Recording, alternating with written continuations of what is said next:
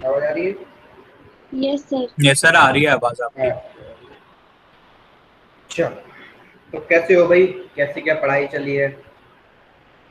तो आपको पता है कि अब अपन स्टार्ट क्या करने वाले हैं? क्लास 12। और बहुत इम्पोर्टेंट है, याद रखना, हर चीज़ के पॉइंट ऑफ व्यू से, सिलेक्शन के पॉइंट ऑफ व्यू से, सब कुछ। अब क्या करना है, देखो मैं पूरा आपको स्ट्रेटजी बता देता हूँ, आप लोग भी बताना क्या ये सही रहेगा जो मैंने सोचा आपके लिए। अब आप 11th क्लास तो छोटे छोटे, एक मिनट अपना बच्चा पार्टी क्या हो रहा है?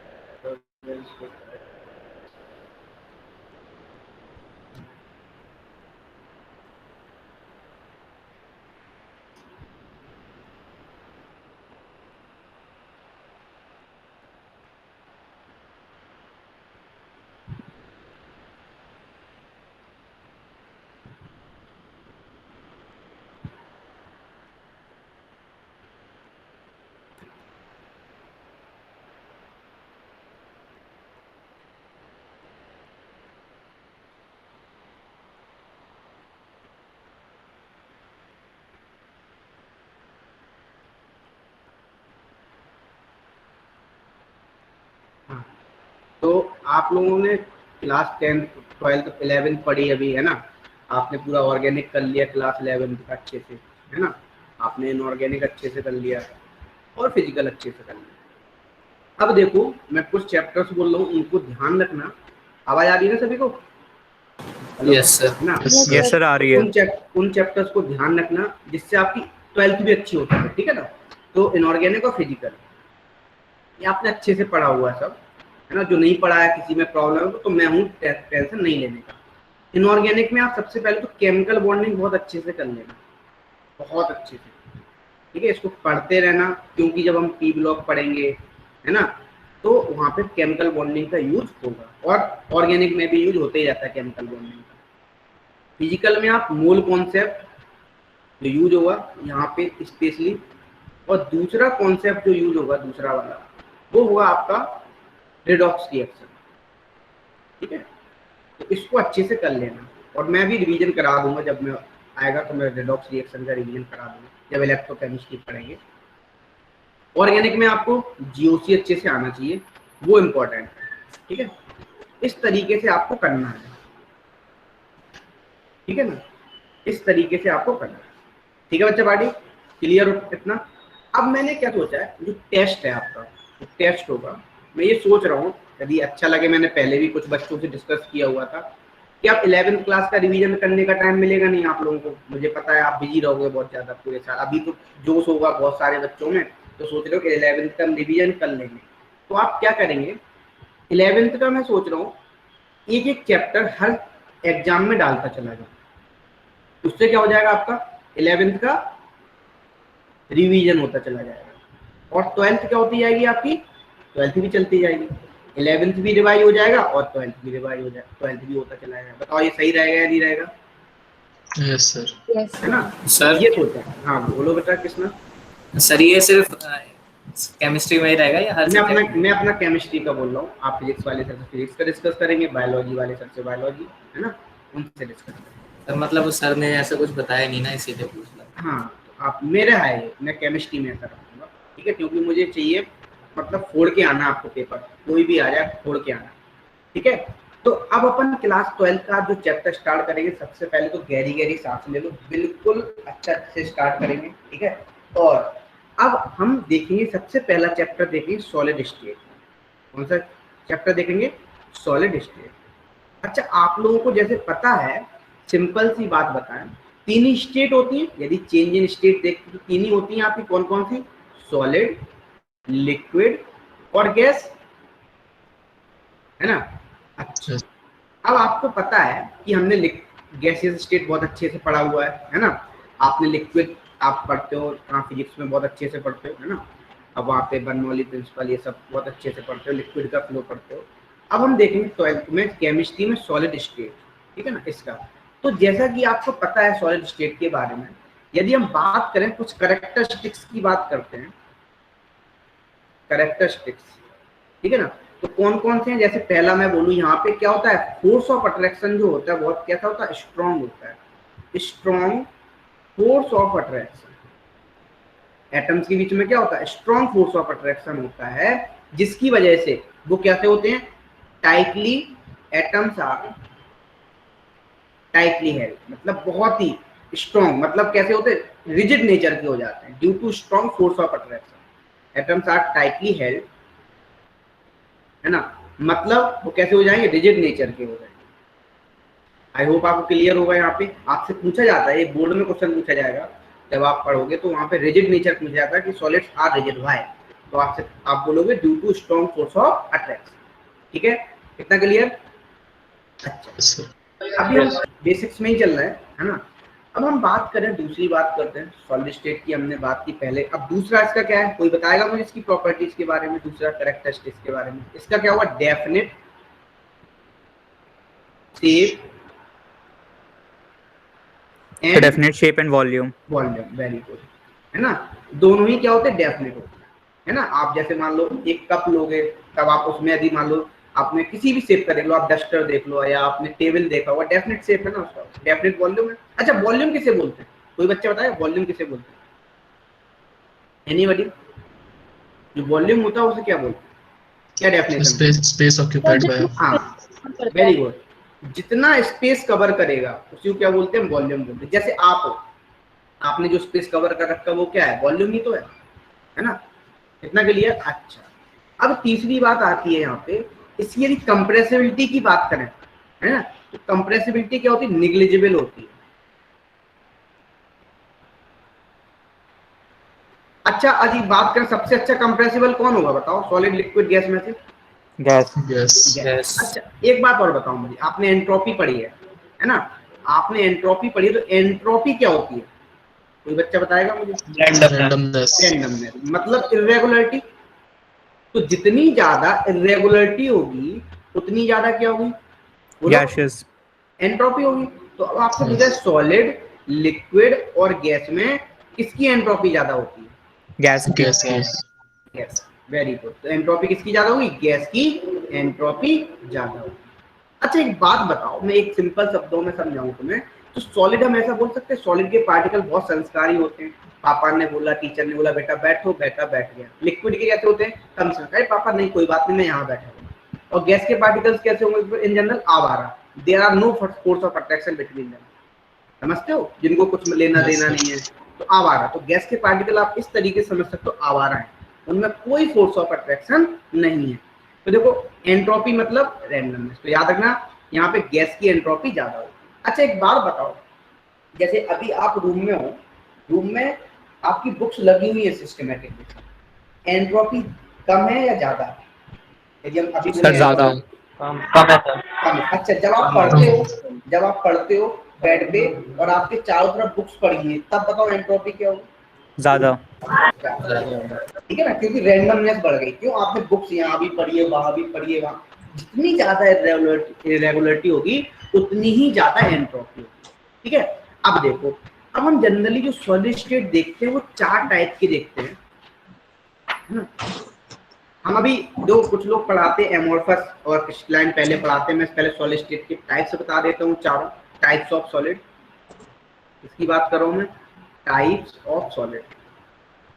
तो एक मैं बात बताता हूँ, जैसे सॉलिड है, ये मान लो आपका सॉलिड बना हुआ है, अब मैंने रख दिया सिर्फ नाम, ये सॉलिड है आपके, अरेंजमेंट कर दिया हमने एटम्स का, टाइटली पैक है, ये सॉलिड बोलते हैं। अब ये 4 टाइप के सॉलिड होते हैं, कौन कौन से? नंबर 1 सॉलिड होता है आपका कोवेलेंट सॉलिड, दूसरा होता है मॉलिक्यूलर सॉलिड, तीसरा होता है आयनिक सॉलिड, और फोर्थ वन होता है मेटालिक सॉलिड। तो हम यदि ऐसा बोल सकते हैं यहाँ पे, इफ कंस्टिट्यूएंट पार्टिकल, समझना मैं डेफिनेशन जनरली बता रहा हूँ, फिर मैं एक एक करके बताऊंगा। इफ कंस्टिट्यूएंट पार्टिकल, कोई भी पार्टिकल है, यदि यहाँ पे क्या होगा? मॉलिक्यूल होगा, तो कौन सा होगा बताओ? मॉलिक्यूलर सॉलिड, मॉलिक्यूलर, है ना। अच्छा, यदि मान लो मॉलिक्यूल की बजाय अब क्या हो, मान लो कोवेलेंट बॉन्डेड एटम हो, तो कैसा होगा बताओ? Sir covalent state. कोवेलेंट, है ना, मॉलिक्यूल कोवेलेंट सॉलिड। अच्छा, यदि मान लो यहाँ पे मेटल्स होंगी तब क्या होगा? मेटालिक, है ना। यदि यहाँ पे आयंस होंगे तब क्या होगा? आयनिक। Ionic solid. तो नाम में ही छुपा हुआ है, सॉलिड की बात नाम में ही छुपी हुई है। अच्छा, अब हमसे जैसे पूछा जाए यहाँ पे, हम पहला स्टार्ट करते हैं यहाँ पे मेटालिक सॉलिड। तो ध्यान से सुनना बच्चा पार्टी, कोई दिक्कत नहीं है, कहीं भी टेंशन आए, कहीं भी दिक्कत आए, मैं बैठा हूँ, कोई दिक्कत नहीं, ठीक है ना। तो मेटालिक सॉलिड की जब बात आती है तो आपसे पूछा जाता है, देखो, तो जो मेटालिक सॉलिड होता है जनरली, एग्जांपल के लिए हम ले सकते हैं कॉपर हो गया, सिल्वर हो गया, गोल्ड हो गया, ये मेटल्स ही तो है ना, ये सब क्या है, मेटालिक सॉलिड ही बनाएंगे, है ना। अच्छा, अब मेटालिक सॉलिड सर सोडियम भी हो सकता है। हाँ सोडियम भी हो सकता है, जितनी भी मेटल्स है, लो सोडियम लिख देता हूँ बस, खुश, है ना। अच्छा, जितनी भी मेटल्स है वो मेटालिक बॉन्ड बनाते हैं, वो मैं बताऊंगा अभी। कर्नल इलेक्ट्रॉन और कोर इलेक्ट्रॉन के बीच में बनता है एक्चुअली वो बॉन्ड। तो ये जनरली इनके बीच में कौन सा बॉन्ड होता है, मेटालिक बॉन्ड होता है, ठीक है, मेटालिक।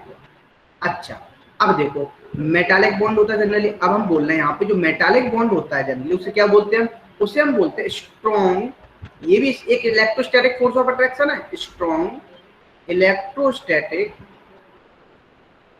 अच्छा, इलेक्ट्रोस्टैटिक फोर्स ऑफ अट्रैक्शन क्या होता है, कोई बताएगा थोड़ा बहुत, ये तो फिजिक्स में इस साल तुम पढ़ोगे 12th में, अट्रैक्शन बिटवीन किस किस के बीच में होता है पता है किसी को, कर्नल इलेक्ट्रॉन, अनलाइक में, कर्नल इलेक्ट्रॉन और कोर इलेक्ट्रॉन। आप कहोगे सर कर्नल इलेक्ट्रॉन और कोर इलेक्ट्रॉन क्या होते हैं, है ना, हमने तो पहली बार नाम कुछ बच्चों ने सुना होगा। तो देखो कर्नल इलेक्ट्रॉन किसे बोलते हैं, समझना है आपको।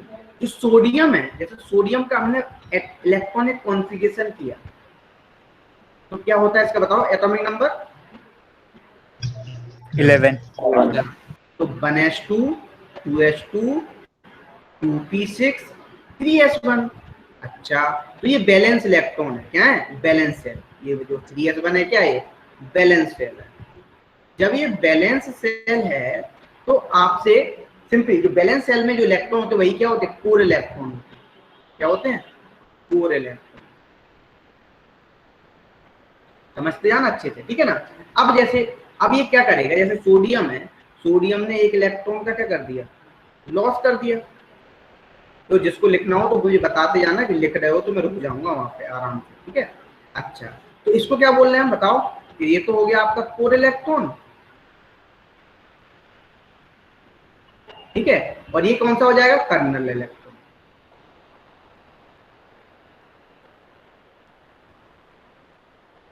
तो आई होप आपको ये क्लियर होगा। हाँ बोलो बेटा। सर अच्छा, कोर इसको तो कोर इलेक्ट्रॉन भी बोल सकते हैं, इसको मोबाइल इलेक्ट्रॉन भी बोलते हैं। क्या बोलते हैं, मोबाइल इलेक्ट्रॉन। सर हाँ बोलो। सर जो कर्नल इलेक्ट्रॉन होते हैं वो तो बाहर वाले होते हैं ना, बैलेंस सेल वाले, और कोर अंदर वाले होते हैं। नहीं नहीं, देखो यस सर। चेक करो। सर कोर तो वाले होते हैं जो बॉन्डिंग में पार्टिसिपेट नहीं करते। यस सर, जो बैलेंस नहीं होते, जो अंदर की साइड होते हैं। मैं उल्टा बोल रहा हूँ क्या, यस सर, आपने उल्टा बोल दिया। क्या ऐसा है,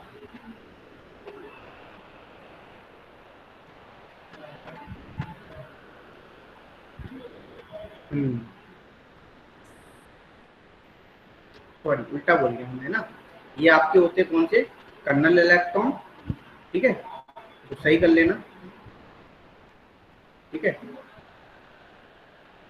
जो किसमें पार्टिसिपेट नहीं करेंगे, आपके सिंपली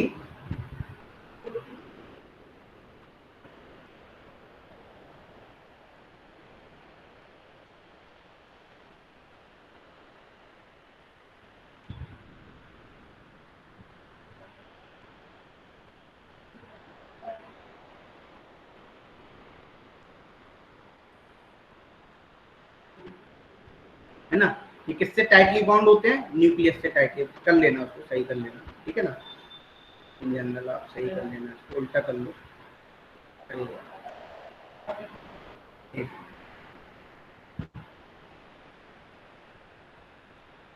ठीक है, सही कर लोगे ना।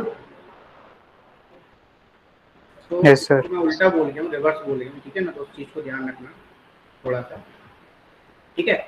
अच्छा, अब हम बात करें यहाँ पे सिंपली, जैसे हमने ये बात की, ठीक है।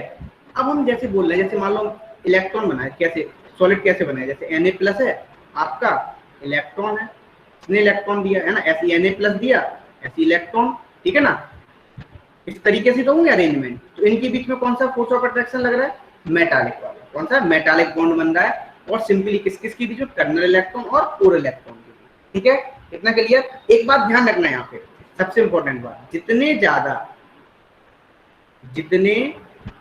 ज्यादा बैलेंस इलेक्ट्रॉन होंगे, है ना, उतनी अच्छी क्या होगी, बॉन्डिंग होगी उसमें, उतनी अच्छी क्या होती है बताओ, बॉन्डिंग।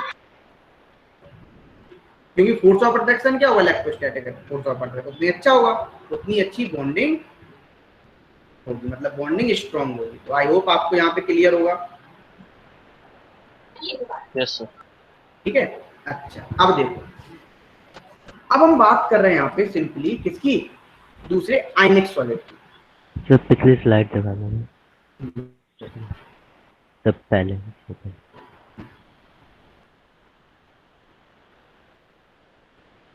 सर, इससे पिछली वाली भी दिखा दो। पिछली कहाँ है,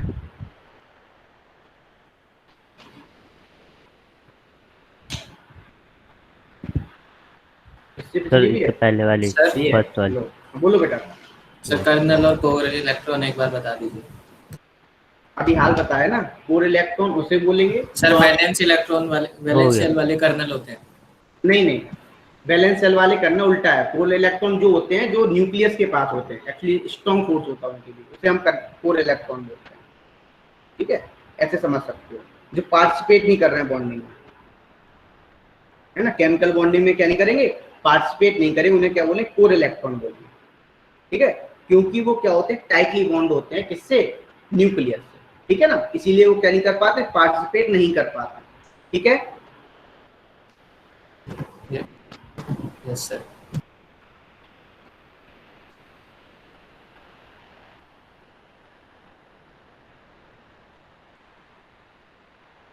अब देखो पार्टिसिपेट बोले तो अभी तुमने पढ़ा हुआ है, तुमने जनरली ये चीज तुमने पढ़ी होगी, एसपीडीएफ पढ़ा होगा, ठीक है ना। तो जो आपने एक बात पढ़ी हुई एसपीडीएफ में, एस ऑर्बिटल कहाँ होती है जनरली, बोलो, क्लोज टू न्यूक्लियस। न्यूक्लियस। तो ये मतलब सिंपली ऐसा बोलो, जो जितना ज्यादा न्यूक्लियस के पास होगा, है ना। अब बैलेंस इलेक्ट्रॉन होंगे वो तो पार्टिसिपेट करेंगे, लेकिन जो अंदर वाले इलेक्ट्रॉन, जो एस ऑर्बिटल के और जो मतलब पार्टिसिपेट ही नहीं करेंगे, फुल फील्ड वाले हैं, वो नहीं करेंगे पार्टिसिपेट, ठीक है। इस डेफिनेशन को ऐसे समझो आप, तो ज्यादा अच्छे से क्लियर हो जाएगा। अच्छा अब हम बात करें, जैसे यहाँ पे अब हम बोल रहे हैं यहाँ पे सिंपली किसकी बात कर रहे हैं, आयनिक सॉलिड की बात कर रहे हैं, ठीक है। अब आयनिक सॉलिड किसे बोलते हैं यदि पूछा जाए, तो आयनिक सॉलिड हम उसे बोलेंगे जो जनरली किसके बीच में लगेगा, बताओ, if constituent particles are ions, उसे क्या बोलेंगे हम, आयनिक सॉलिड बोलेंगे, ठीक है। अच्छा अब जैसे मान लो यहाँ पे जो आयनिक आयंस कैसे होंगे, या तो कटायन होंगे, कटायंस होंगे, और क्या होंगे, एनायंस होंगे, है ना। तो इनके बीच में क्या लगेगा जनरली, बोलो, इनके बीच में क्या लगेगा, electrostatic force of attraction, electrostatic force of attraction,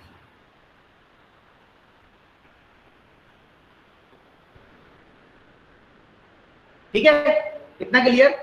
अच्छा अब हम बात कर रहे हैं यहाँ पे, इतनी बात हमने कर ली यहाँ पे, ठीक है। अच्छा अब हम बोले, जैसे मान लो हमने एग्जांपल लिया, एग्जांपल हमने ले लिया NaCl, ठीक है, ये किस में ब्रेक होगा, Na+ में और Cl- में, इसी में तो होगा। अच्छा अब इनके बीच में क्या होगा बताओ, बहुत ही स्ट्रॉन्ग बॉन्ड होगा, आपको पता है ना, सबसे ज्यादा स्ट्रॉन्ग कौन से होते हैं, आयनिक बॉन्ड ही होते हैं, यस है ना, स्ट्रॉन्ग बॉन्ड होगा, ठीक है। अच्छा आयनिक बॉन्ड किस किस के बीच में बनते हैं बताओ, metal non metals. Metal non metals के बीच में। अच्छा इनके जो मेल्टिंग पॉइंट और बॉइलिंग पॉइंट होते हैं वो क्या कैसे होते हैं, वेरी हाई। वेरी हाई, ठीक है ना, एज हाई, इस बात को ध्यान रखना, ठीक है। अच्छा अब यदि हम बात करें यहाँ पे, यदि हम पूछा जाए तो इन जनरल यदि मैं यहाँ पे लिख सकता हूँ कि it is electrostatic force of attraction, किस किस के बीच में है, इलेक्ट्रोस्टैटिक फोर्स ऑफ अट्रैक्शन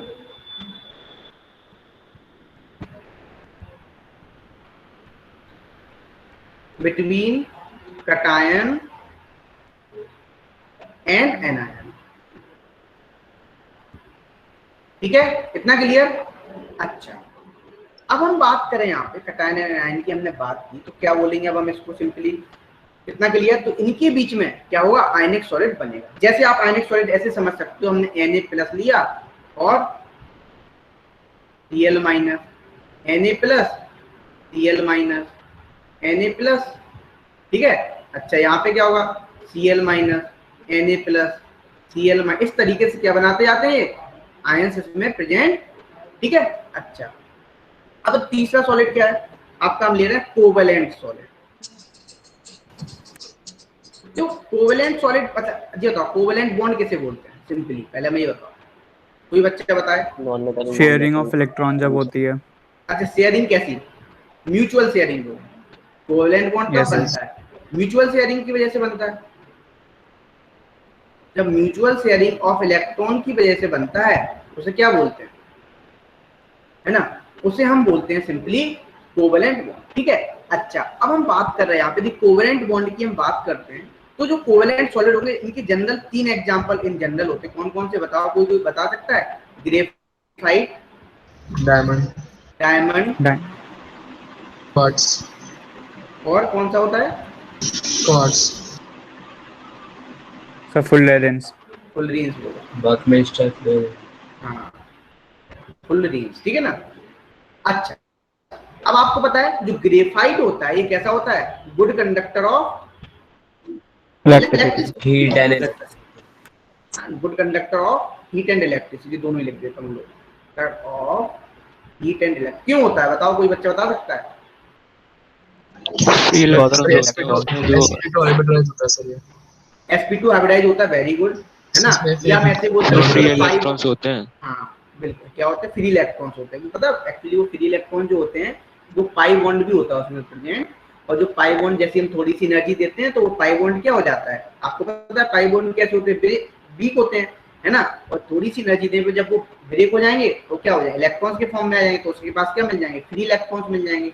और आपको पता है यदि मॉलिक्यूल में फ्री इलेक्ट्रॉन्स या फ्री आयंस होंगे तो वो क्या होता है बताओ, सिंपली वो गुड कंडक्टर ऑफ इलेक्ट्रिसिटी होगा। अच्छा, डायमंड कैसा होता है, हाईली रिजिड होता है, आपको पता है ये कैसा स्ट्रक्चर बनाता है, केज लाइक स्ट्रक्चर बनाता है ना, केज लाइक स्ट्रक्चर बनाता है,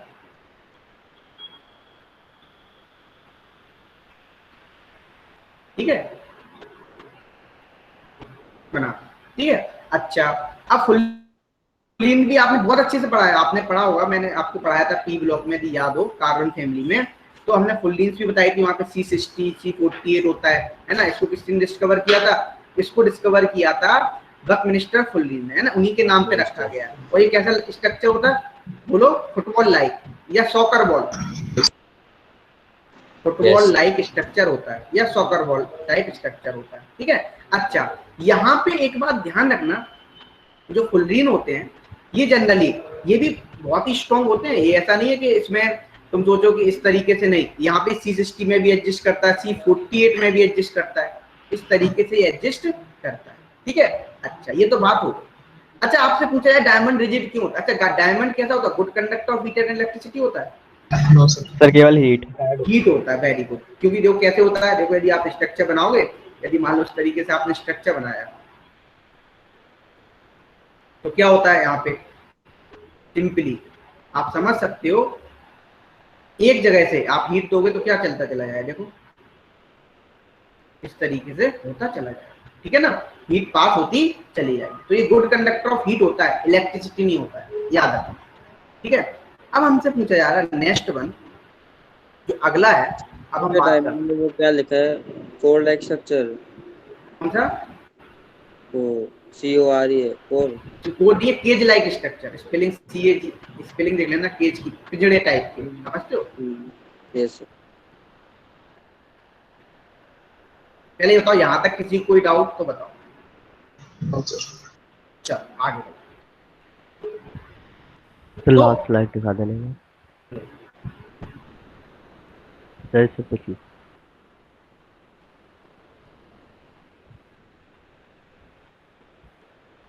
इससे आगे से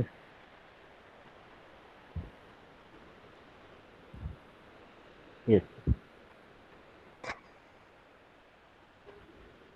अब देखो, नेक्स्ट बात कर रहे हैं मॉलिक्यूलर सॉलिड की। तो भाई मॉलिक्यूलर सॉलिड किसे बोलेंगे, नाम में ही छपा हुआ है, क्या नाम आ रहा है बताओ जल्दी से। इफ कंस्टिट्यूएंट पार्टिकल्स क्या हो जाएंगे, बोलो मॉलिक्यूल। मॉलिक्यूल। बहुत आसान चैप्टर, देखो बेटा यदि आप इसको विजुलाइज करना सीख जाओ तो आसान है, नहीं तो डिफिकल्ट भी बहुत है। अच्छों को एक बार में समझ में भी नहीं आता, ये भी मैं बता देता हूँ, ठीक है ना। इफ कंस्टिट्यूएंट पार्टिकल आर कैसा होता है, मॉलिक्यूल, उसे क्या बोलते हैं, मॉलिक्यूलर सॉलिड। जैसे अब आपको पता है मॉलिक्यूल कितने टाइप के होते हैं जनरली, बोलो जल्दी से बोलो। Polar, non polar. हाँ पोलर मॉलिक्यूल होता है ना। दूसरा कौन सा होता है, नॉन पोलर होता है ना। अच्छा अब नॉन पोलर बोले, पोलर किसे बोलेंगे बताओ, जिसका डायपोल मोमेंट क्या हुआ, नॉट इक्वल टू 0, उसे क्या बोलेंगे, पोलर। और नॉन पोलर मॉलिक्यूल किसे बोलेंगे, बोलो इसका डायपोल मोमेंट क्या हुआ, 0 होगा। बहुत अच्छे से आपने केमिकल बॉन्डिंग में पढ़ा हुआ है ना। अच्छा अब एक बात ध्यान रखना है यहाँ पे, ये पोलर होता है, ये नॉन पोलर होता है, ठीक है। अब हम बात कर रहे हैं यहाँ पे मॉलिक्यूल की बात करें। अच्छा एक और मॉलिक्यूल होता है, कौन सा, hydrogen bonded molecule. Hydrogen bonding कब बनाता है बताओ, तो जब इलेक्ट्रोनेगेटिव एलिमेंट के साथ होता है, नाइट्रोजन। हाँ वो भी किसके साथ, फोन के साथ। यस। तो याद रखना, अब ये यदि हम मान लो मॉलिक्यूलर सॉलिड की बात करें तो 3 टाइप से हो गए। एक तो हो गया आपका पोलर मॉलिक्यूलर सॉलिड, दूसरा हो गया नॉन पोलर मॉलिक्यूलर सॉलिड, और तीसरा हो गया हाइड्रोजन बॉन्डेड मॉलिक्यूलर सॉलिड, ठीक है ना। इतना क्लियर। अच्छा एक बात बताओ, मॉलिक्यूलर सॉलिड में जनरली कौन सा फोर्स ऑफ अट्रैक्शन होगा, वंडरवॉल होगा। वेरी गुड, वंडरवॉल फोर्स होता है ना, क्योंकि आपको पता है। अच्छा जैसे आपने पूछा जाए, अब आप जैसे मान लो क्वेश्चन आता है फ्लोरीन है, फ्लोरीन एक मॉलिक्यूल ये है, ये भी actually weak electrostatic force of attraction होता है। यहाँ पे क्या चार्ज का सेपरेशन नहीं होता है, लेकिन ये भी इलेक्ट्रोस्टैटिक फोर्स ऑफ, इनके बीच में क्या होता है, सिंपली एक अट्रैक्शन होता है जो कि वीक होता है। इसीलिए तो फ्लोरीन क्या होता है बताओ, गैसियस फॉर्म में होता है। लेकिन अब जब आयोडीन देखते हो, है ना, क्या देखते हो, आयोडीन I2, ये कैसा होता है बताओ, सॉलिड होता है। लेकिन वीक यहाँ भी है, ऐसा नहीं है कि यहाँ भी वीक नहीं है। लेकिन आपने एक बात पढ़ी होगी छोटी सी, ये किस फॉर्म में होता है, सॉलिड के फॉर्म में होता है। क्यों होता है देखो मैं बताता हूँ, क्योंकि वंडरवॉल फोर्स जो होता है वो डायरेक्टली प्रोपोर्शनल किसके होता था बताओ, सरफेस एरिया, मॉलिक्यूलर मास। भूल गए हैं, हमने जब आपको एल्कीन पढ़ाया था, एल्कीन में हमने बताया था मॉलिक्यूलर मास जितना ज्यादा होगा उसका वंडरवॉल फोर्स ऑफ अट्रैक्शन उतनी ज्यादा होगा, उतनी ज्यादा क्या होगी उसकी बताओ, बॉइलिंग पॉइंट ज्यादा होगा। तो याद हो आपको, है ना। मॉलिक्यूलर मास प्रोपोर्शनल होता है सरफेस एरिया को। हाँ सरफेस, वो बात भी सही है, लेकिन आप मॉलिक्यूलर मास बोलो यहाँ पे, है ना। क्योंकि आयोडीन का क्या, यदि देखा जाए एक आयोडीन का कितना होता है 127, दोनों का कितना हो गया 254 समथिंग। तो याद रखना मॉलिक्यूलर मास बढ़ेगा तो वंडरवॉल फोर्स भी बढ़ेगा। इतना क्लियर। हाँ बोलो सर हाइड्रोजन बॉन्डेड के बारे में क्या बताया, हाइड्रोजन बॉन्डेड क्या होता है बेटा, देखो हाइड्रोजन बॉन्डेड जैसे मान लो सर HF इसके है, बारे में क्या बताया था ये मैं बोल रहा हूँ, ये हाइड्रोजन बॉन्डिंग में जो फोन के साथ जो एटम बनाएंगे जो हाइड्रोजन मतलब जैसे मान लो H2 ले लें, H2 आइस, तो किसकी वजह से, इसके बीच में कौन सा होगा बताओ, जो फोर्स ऑफ हाइड्रोजन बॉन्डिंग। तो ये चीज मैं बोल रहा हूँ, है ना, इस चीज को तो वो हाइड्रोजन बॉन्डेड बोलेंगे।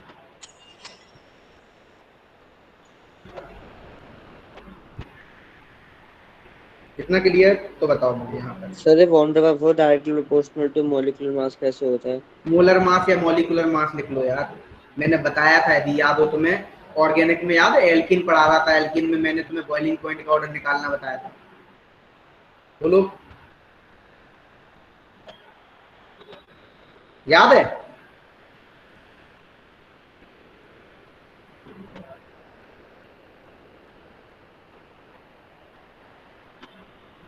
बोलो, सर याद नहीं आ रहा सर।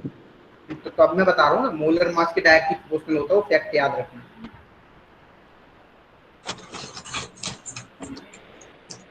ठीक है। अच्छा और बताओ, किसी को कोई डाउट यहाँ तक, आगे बढ़ते। अब बात आती है यहाँ पे सिंपली किसकी बात कर रहे हैं, अब हम बात कर रहे हैं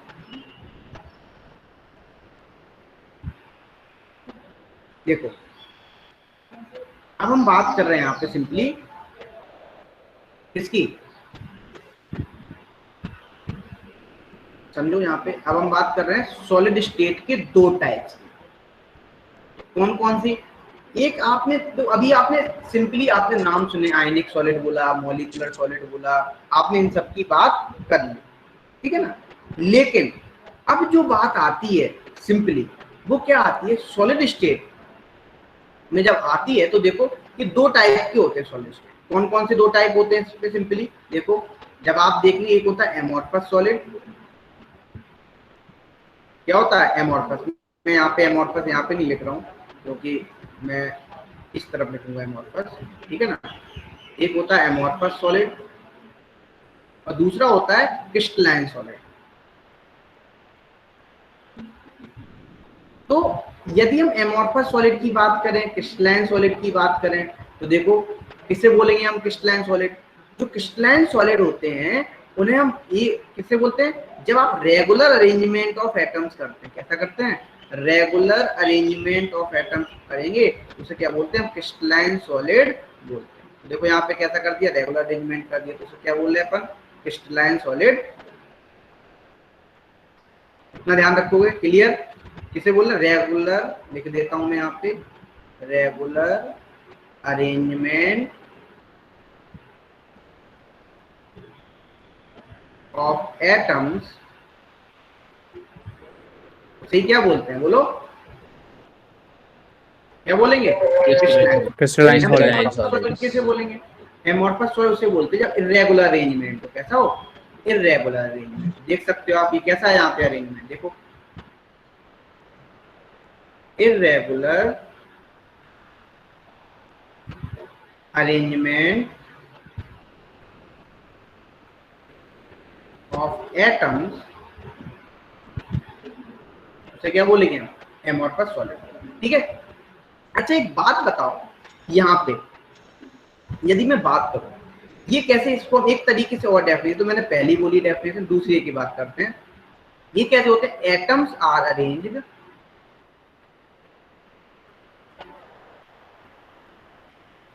अच्छा जब ये सिस्टमैटिक तरीके से अरेंज होंगे तो उन्हें कैसा ऑर्डर में अरेंज कर सकते हैं, लॉन्ग रेंज तक ऑर्डर में अरेंज कर सकते हैं या शॉर्ट रेंज तक, बताओ, long range, long range. Atoms are arranged in order, Krishna clear हो रहा है, yes sir, to long range,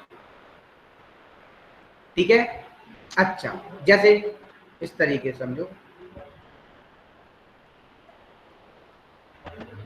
ठीक है, आप अरेंज करते चले जाओ। अच्छा तो फिर ये कैसे होंगे, हम उल्टे ही होंगे, जस्ट क्या बोलोगे जल्दी से बताओ definition, atom short range order, very good, atoms are arranged. अच्छा तुम लोग किताब कौन सी लगा रहे हो ये बताओ पहले मुझे सभी लोग, order up to short range, किसने किताब ले ली थी फिर आपने बेटा, यस सर, एमके जीवन जी। हाँ ठीक है, लगाओ उसको, लगाना स्टार्ट कर देना, ठीक है। अब देखो अब दूसरी बात आ रही है यहाँ पे इम्पोर्टेंट, सर एक मिनट पीछे वाली साइड कर दीजिए, लो सर हो गया, हो गया। अच्छा लिखना तो सर ये शॉर्ट रेंज का मतलब कैसे अरेंज होगा, शॉर्ट रेंज बोले तो मतलब जैसे रबर को आप उठाते हो कैसे झूल जाती है ना, बड़ी रबर उठाओ वहीं नीचे एकदम इस तरीके से हो जाएगी, मैं कैसे समझाऊं, तो मैं इस तरीके, चलो मैं आपको एक वीडियो कॉल पे दिखा रहा हूँ, आप समझना, देखो जैसे ये आपकी दिख रही है, ये आपको वायर दिख रहा है, यस सर, जब ये हम अरेंज करते हैं तो कैसा है, लॉन्ग रेंज ऑर्डर है। अब हमने इसको देखो कैसा हो गया, बोलो शॉर्ट रेंज, मतलब जो अपने आप ही वहीं डल हो गया, क्योंकि इरेगुलर अरेंजमेंट है ना, एटम्स कैसे भी इरेगुलर हैं। देखो आप अभी कैसा हो रहा है, यदि मान लो सॉलिड स्टेट में तो कैसा होता जा रहा है, अरेंजमेंट सिस्टमैटिक होता चला जा रहा है, तो ये शॉर्ट रेंज, ये कैसा हो, लॉन्ग रेंज ऑर्डर, क्लियर हुआ। अब किसना, यस सर, अच्छा अब देखो अब हम बात कर रहे हैं यहाँ पे, देखो यदि हमसे बोला जाए थर्ड वन, ये कैसे होता है, सबसे इंपॉर्टेंट प्रॉपर्टी है, they are an isotropic nature, ये इंपॉर्टेंट प्रॉपर्टी, इस बात को ध्यान रखना। एन आइसोट्रोपिक नेचर, आप बोलोगे सर क्या होता है, ऐसे समझो जैसे मान लो मैं चौराहे पे आप खड़े हुए हो, चौराहा समझते हो जहां से 4 रास्ते जाते हैं, ठीक है। अच्छा, अब आप डिफरेंट डायरेक्शन में जाएंगे तो डिफरेंट टाइप से लोग मिलेंगे या नहीं मिलेंगे, पहले बताओ, यस है ना। तो ऐसे यहाँ पे सिंपल यही बात है, डिफरेंट प्रॉपर्टीज मिलेंगी आपको, डिफरेंट फिजिकल प्रॉपर्टीज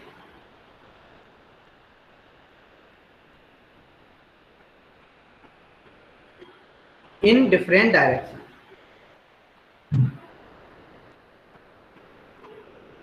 आई होप आपको ये क्लियर होगा, ठीक है। सर ये पॉइंट समझ नहीं आया। ये चीज ये है कि आप मान लो कहीं भी आप खड़े हो, आपको मैं इस तरीके से समझाऊं, ये मान लो आप इस तरीके से समझ सकते हो, हमने ये मान लो सॉलिड है, ठीक है ना,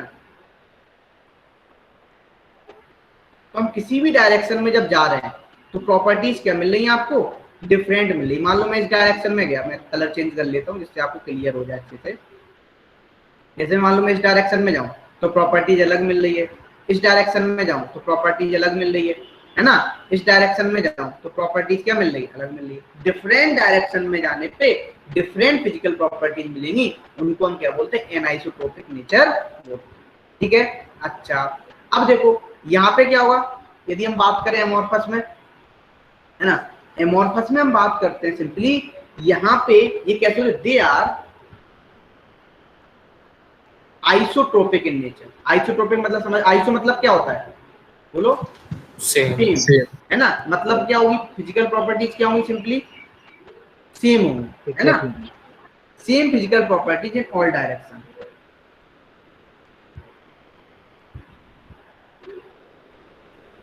same physical properties in all direction. Sir ये डिफरेंट होती क्यों है वैसे हर जगह? बेटा ये एक्चुअली देखो, सॉलिड स्टेट की एक बात मैं बता देता हूँ, ये हम ऐसे अभी हम बीसीसी पढ़ेंगे, एफसीसी पढ़ेंगे, है ना, पैकिंग एफिशिएंसी पढ़ेंगे, पैकिंग फ्रैक्शन पढ़ेंगे, तो आप वहाँ पे ये नहीं बोल सकते कैसे सर पैकिंग एफिशिएंसी, ये सब कैसे देखा जाता है, एक्स से डाले जाते हैं। जैसे सॉलिड है ना, अभी आप ब्रेक्स इक्वेशन पढ़ाऊंगा, n lambda equal to 2t sin theta, तो देखो तो क्या होता है, आपको सिलेबस से हटा दी गई है ब्रेक्स इक्वेशन। तो क्या होता है, जैसे मान लो ये हमने इस तरीके से बनाया, समझ ना, अब क्या होता है, एक्सरे डाली जाती है सॉलिड पे, क्या डाली जाती है, एक्सरे। तो आपको पता है एक्सरे क्या हो जाती है, सॉलिड में इनबिल्ट हो जाएंगी, और वो क्या बता देगी, उसका स्ट्रक्चर बता देगी, उनकी प्रॉपर्टीज बता देगी।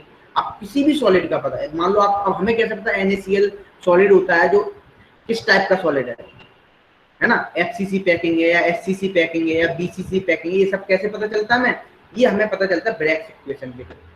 किसके थ्रू पता चलता है, बोलो, ब्रेक्स इक्वेशन। मतलब जनरली हम जो सॉलिड लेते हैं उस पर क्या डालते हैं, एक्सरे लाइट डालते हैं, ठीक है ना। जब एक्सरे डालेंगे तो आपको पता है एक्सरे तो सभी जगह आर पार हो जाती है ना, आप कहीं भी डाल दो एक्सरे तो आर पार हो जाए। तो सॉलिड का वो स्ट्रक्चर बताती है, वो बताती है भाई हाँ हमें चेक किया गया, जब हमें एनाइसोट्रोपिक, जब हमने एमॉर्फस सॉलिड लिया तो हमने उस पर एक्सरे डाला तो हमें देखी वहाँ पे सारे डायरेक्शन में प्रॉपर्टी सेम, ठीक है ना, किसी भी डायरेक्शन में जाओ हर एक डायरेक्शन में क्या थी, प्रॉपर्टी सेम। अच्छा, अब बात आ रही है यहाँ पे, अच्छा अब एक बात मैं पूछूं यहाँ पे, एंट्रोपी किसकी ज्यादा होगी, एंट्रोपी बताओ, एंट्रोपी आपकी एमॉर्फस सॉलिड, एमॉर्फस की। क्यों ज्यादा होगी बताओ, कोई बच्चे सर बताएगा। रैंडमनेस। वेरी गुड, रैंडमनेस क्या होगी, कम होगी, जितनी कम रैंडमनेस होगी उतनी ज्यादा क्या होगी, एंट्रोपी जितनी कम होगी, ठीक है ना, याद तक मैं उल्टा बोलूं, जितनी कम होगी, है ना। अच्छा, यहाँ पे एंट्रोपी क्या होगी बताओ, डिक्रीज करेगी। सर आपने शायद उल्टा लिख दिया। उल्टा लिख दिया क्या सर एंट्रोपी सर एमॉर्फस में। मैं वही रहा था, मैंने उल्टा लिख दिया, बिल्कुल सही बोला, मैं बोल वही रहा था, उल्टा लिख दिया, चलो। एंट्रोपी यहाँ पे डिक्रीज होगी और यहाँ पे एंट्रोपी इंक्रीज होगी। क्यों होगी? क्योंकि यहाँ पे रेगुलरिटी जाता है। अच्छा, अब देखो, अब हम यहाँ पे बात कर रहे हैं अगली बात, क्या बोल रहे हैं अगली, अब हम बात करें यहाँ पे सिंपली। अच्छा, एक बात बताओ, मेल्टिंग पॉइंट बॉइलिंग पॉइंट ज्यादा किसके होंगे यदि पूछा जाए, है ना? इनके क्या क्रिस्टल होंगे? के, हाँ, क्रिस्टल के, crystalline, high crystalline sorry. Melting point.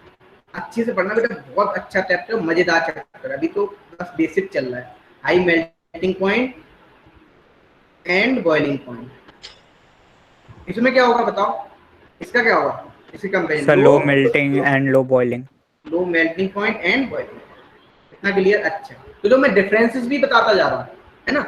अब हम फिर आगे बात करते हैं, स्पेशली हमने सबकी बात कर ली। अब एक बात और बताओ मुझे, next melting point, boiling point, अच्छा शॉर्ट रेंज ऑर्डर, अच्छा ये कैसे होते हैं आपके? ट्रू सॉलिड होते हैं। कैसे होते हैं? True solid. इनको क्या बोलते हैं? आपने पढ़ा है अमीबा का स्ट्रक्चर पढ़ा होगा, pseudo solid. Yes sir, pseudo. हाँ, उसी तरीके से सूडो सॉलिड, ठीक है, मतलब झूठे, इस तरीके समझ सकते हो, ठीक है ना। अच्छा, अब ये सूडो सॉलिड होगा, ये true solid. Super cold liquids भी बोलते हैं। अभी वही बता रहा हूँ, सुपर कूल लिक्विड ये होते तुम्हारे कौन से? एमोर्फस वाले जो होते हैं वो आपके सुपर कूल लिक्विड। पता सुपर कूल लिक्विड क्यों होते हैं?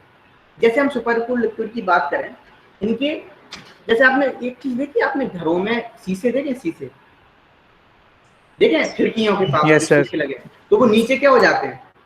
मोटे हो जाते हैं। क्यों हो जाते हैं? क्योंकि वो टेम्परेचर के साथ साथ क्या होते जाते हैं? फ्लो करते हैं। क्या करते हैं? फ्लो करते हैं, धीरे धीरे धीरे धीरे धीरे धीरे फ्लो करेंगे, और नीचे कैसे हो जाएंगे? वो मोटे हो जाएंगे कुछ टाइम बाद, ऐसा नहीं कि एकदम हो जाएंगे, जब वो 10-20 साल लगे रहेंगे, है ना। तो ये इसीलिए कैसे होते हैं? सुपर कूल्ड लिक्विड होते हैं। कैसे होते हैं? सुपर कूल्ड लिक्विड होते हैं। आई होप आपको इतना क्लियर होगा। सर हाँ बोलो बेटा। सर ट्रू और स्यूडो किस बेसिस पे बोला है? ट्रू सॉलिड बोले तो ये एक्चुअली अरेंजमेंट की बेसिस पे बोला है, ठीक है। किसकी बेसिस पे? अरेंजमेंट की बेसिस पे, आप याद रख सकते हो। एक्चुअली देखो, जैसे डिफरेंट बुक्स डिफरेंट बोलते हैं, डिफरेंट डेफिनेशंस बोलती है, बहुत सारी बुक्स डिफरेंट डेफिनेशंस बोलती है, लेकिन ये अरेंजमेंट की बेसिस पे, ठीक है ना। किसकी बेसिस पे? Arrangement. Okay sir sir. Super cold liquid किससे क्यों कहा है, मतलब क्या? सर सुपर कोल्ड लिक्विड क्यों कहा है अमोर्फस को? अभी हाल तो मैं बता रहा हूँ, सुपर कूल लिक्विड इसीलिए बोल रहे हैं क्योंकि क्या होता है? फ्लो होता रहता है। क्या होता रहता है? उनका फ्लो होता रहता है, ठीक है ना। अब जैसे मान लो मतलब रैपिड कूलिंग, यदि आप मान लो उसकी रैपिड कूलिंग कर दो, क्या कर दो? रैपिड कूलिंग कर दो, क्योंकि जहां पे होंगे वहीं पे रह जाएंगे। रैपिड कूलिंग करो, बहुत फास्ट आप कूलिंग कर दोगे इसकी, ठीक है ना। अब आप इसीलिए तो होता है, क्या होता है, आप देखा होगा घरों में, मैं फिर से बोल रहा हूँ, कांच देखे आपने, है ना। कांच देखे, कांच बोले तो गिलास, है ना। और आपने देखो डिफरेंट डिफरेंट ग्लास के डिफरेंट डिफरेंट क्या होते हैं बताओ? Melting point, boiling, different different होते हैं ना। क्वार्ट्ज गिलास अलग होता है, सिंपल गिलास अलग होता है। मार्केट में जब आप पानी की गिलास लेने जाते हो कांच के, तो डिफरेंट डिफरेंट रेट होते हैं। क्यों होते हैं?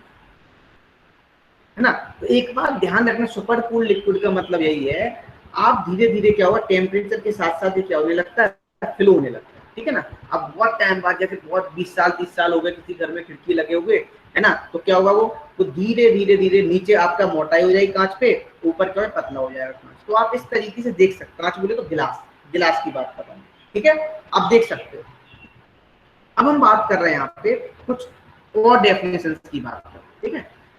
जहां तक बताओ, किसी कोई डाउट तो मुझसे पूछ लो, पहले तो नोट करना हो तो नोट कर लो। अच्छा, यहाँ तक किसी को कोई डाउट नहीं है? और सर वो ब्रैग इक्वेशन क्या था? बेटा ब्रैग इक्वेशन अभी मैं पढ़ाऊंगा, वैसे सिलेबस में है नहीं, लेकिन मैं बता दूंगा, ठीक है। एन लैम्डा इक्वल टू नहीं, उससे अब क्वेश्चन नहीं आता, बाहर है। सर इनकी केमिकल प्रॉपर्टीज के बारे में कुछ नहीं बताया सर? नहीं, एक्चुअली इसलिए नहीं बताया गया ना केमिकल प्रॉपर्टीज के बारे में, क्योंकि इतना सॉलिड स्टेट इतना आसान नहीं है ये चैप्टर। अभी तो मैं समझा रहा हूँ, अभी आसान लग रहा है। जब हमने इसकी कोडिंग पढ़ी थी ना सॉलिड स्टेट की, तो इसके सॉफ्टवेयर आते हैं, वो बहुत महंगे। एक मतलब साइंटिस्ट आए थे अमेरिका से, जब मैं उनसे मीटिंग हुआ था, एक हमारी 3 दिन का सेमिनार हुआ था उनके साथ, तो वो बताया था इतना आसान नहीं, इतना बहुत कॉस्टली पड़ता है। आप क्या सोचते हो इतना आसान है? छोटा सा पार्टिकल लेते हो, इसका जब आप मशीन देखते हो ना, तो बहुत अलग ही चीज है, वो लेवल का अलग है। जब आप पढ़ोगे ना इसको तो एक सॉलिड स्टेट केमिस्ट्री अलग ही आ जाती है आपको, अलग ही क्या है आपकी ब्रांच है केमिस्ट्री की, है ना। Yes, तो sir. आगे बढ़ते हैं और देखो बेटा हर साल हर दिन डिफरेंट अरेंजमेंट आ रहे हैं सॉलिड स्टेट में, डिस्कवरी होती चली जा रही है, लेकिन इतने कौन पढ़ेगा, जो इम्पोर्टेंट है वो पढ़ो, क्योंकि डिफरेंट सॉलिड अरेंजमेंट करते जाए डिफरेंट तो वो डिफरेंट सॉलिड्स मिलते चले जा रहे हैं, ठीक है। अच्छा अब यहाँ पे बोला जाए, हमने ये सब बातें कर ली, अब हमसे बोला सम डेफिनेशंस की हम बात करते, कुछ डेफिनेशंस की बात करते। डेफिनेशंस क्या, मैं थोड़ा समझाता हूँ उसको अलग तरीके से, मैं लिखाऊंगा नहीं, मैं समझाऊंगा, आप तो बस समझते जाए अच्छे से, बस कहीं भी डाउट आए पूछते जाना, ठीक है, उसकी टेंशन मत लो, समझाने की हमारी जिम्मेदारी बस। अब आपको देखो क्या करना है, सिंपली आपने जैसे मान लो यहाँ पे एक हमने सॉलिड लिया, ठीक है ना, ये आपका सॉलिड है, अब में अमॉर्फस है आपके सिलेबस में, सॉरी क्रिस्टलाइन सॉलिड है आपके सिलेबस में, अमॉर्फस नहीं है, याद रखना, ठीक है। तो हम क्रिस्टलाइन सॉलिड की बात करेंगे, ये हो गया, ठीक है। अच्छा जहां पे एटम रखा होता है, जिस जगह सॉलिड स्टेट में एटम रखा हुआ है उसको बोलते हैं लैटिस पॉइंट, क्या बोलते हैं, लैटिस पॉइंट। आई होप आपको क्लियर होगा लैटिस पॉइंट, ये पार्टिकल जैसे ये बोले लैटिस पॉइंट, ये बोले लैटिस पॉइंट, मतलब जहां पे पार्टिकल रखा हुआ है उसको क्या बोलते हैं, लैटिस पॉइंट बोलते हैं। इसको मतलब डेफिनेशन क्या बोलेंगे, atoms are represented bye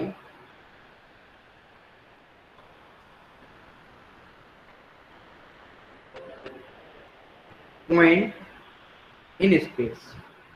I hope आपको क्लियर होगा, है ना।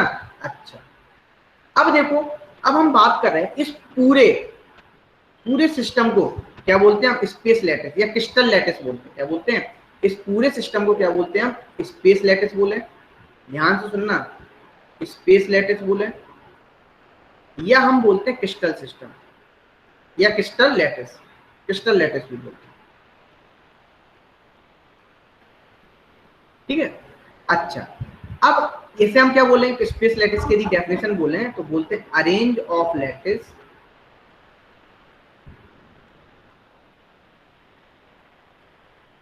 ठीक है ना, पॉइंट्स इन स्पेस, सारे के सारे पॉइंट्स कहाँ अरेंज है, स्पेस में अरेंज, उसे क्या बोल रहे हैं, स्पेस लैटिस बोल रहे हैं, ठीक है। अच्छा अब एक बात आती है यहाँ पे, हाँ बोलो सर, ये लैटिस पॉइंट में एटम्स आर रिप्रेजेंटेड के बाद क्या लिखा है, atoms are represented by point in space. Okay sir. जब एक पॉइंट को दर्शा रहा है, उस पॉइंट एक पॉइंट को बता रहा है लैटिस पॉइंट, ठीक है। अच्छा तो मतलब ये कोई वॉल्यूम नहीं है, नहीं वॉल्यूम, एक पॉइंट, जैसे मान लो मैं ये ले रहा हूँ, मैं यहाँ पे एक बात समझना यहाँ पे अच्छे से। अब एक बात आती है यहाँ पे, ये स्मॉलेस्ट यूनिट है, ठीक है, हम इसको रिपीट करते जाए इन 3D स्पेस में, तो क्या मिलेगा आपको, क्रिस्टल लैटिस मिलेगा, क्या मिलेगा, क्रिस्टल लैटिस मिलेगा या स्पेस लैटिस मिलेगा। ऐसे हम मान सकते हैं, जैसे ईंट है, आपके घर जब बनता है तो एक ईंट होती है, एक ईंट को क्या करते जाते हैं बताओ, रिपीट करते जा रहे हैं 3 डायमेंशन स्पेस में, तो क्या बन गया आपका, घर बन गया। घर मतलब क्या आपका, क्रिस्टल लैटिस ही तो है। बात समझ में आ रही है, नहीं आ रही है? Yes sir.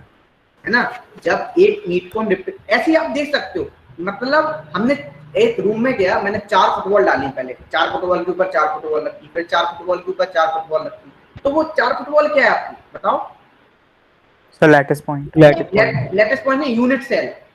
यूनिट सेल मतलब यूनिट सेल हम किसे बोलेंगे, सिंपली यूनिट सेल हम उसे बोलेंगे जो सारे कॉम्बिनेशन ऑफ लैटिस पॉइंट का, ठीक है ना, रिपीट कर दें, जो कॉम्बिनेशन ऑफ लैटिस पॉइंट है, यदि हम इस तरीके से कॉम्बिनेशन ऑफ लैटिस पॉइंट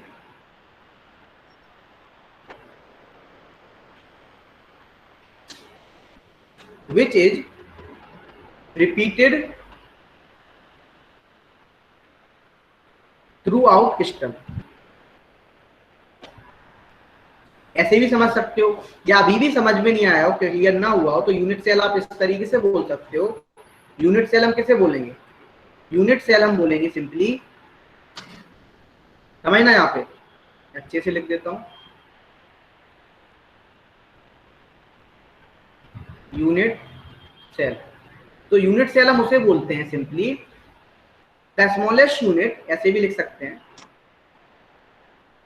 तुम्हारी लैंग्वेज में लिख रहा हूँ, the smallest unit which repeat in 3D space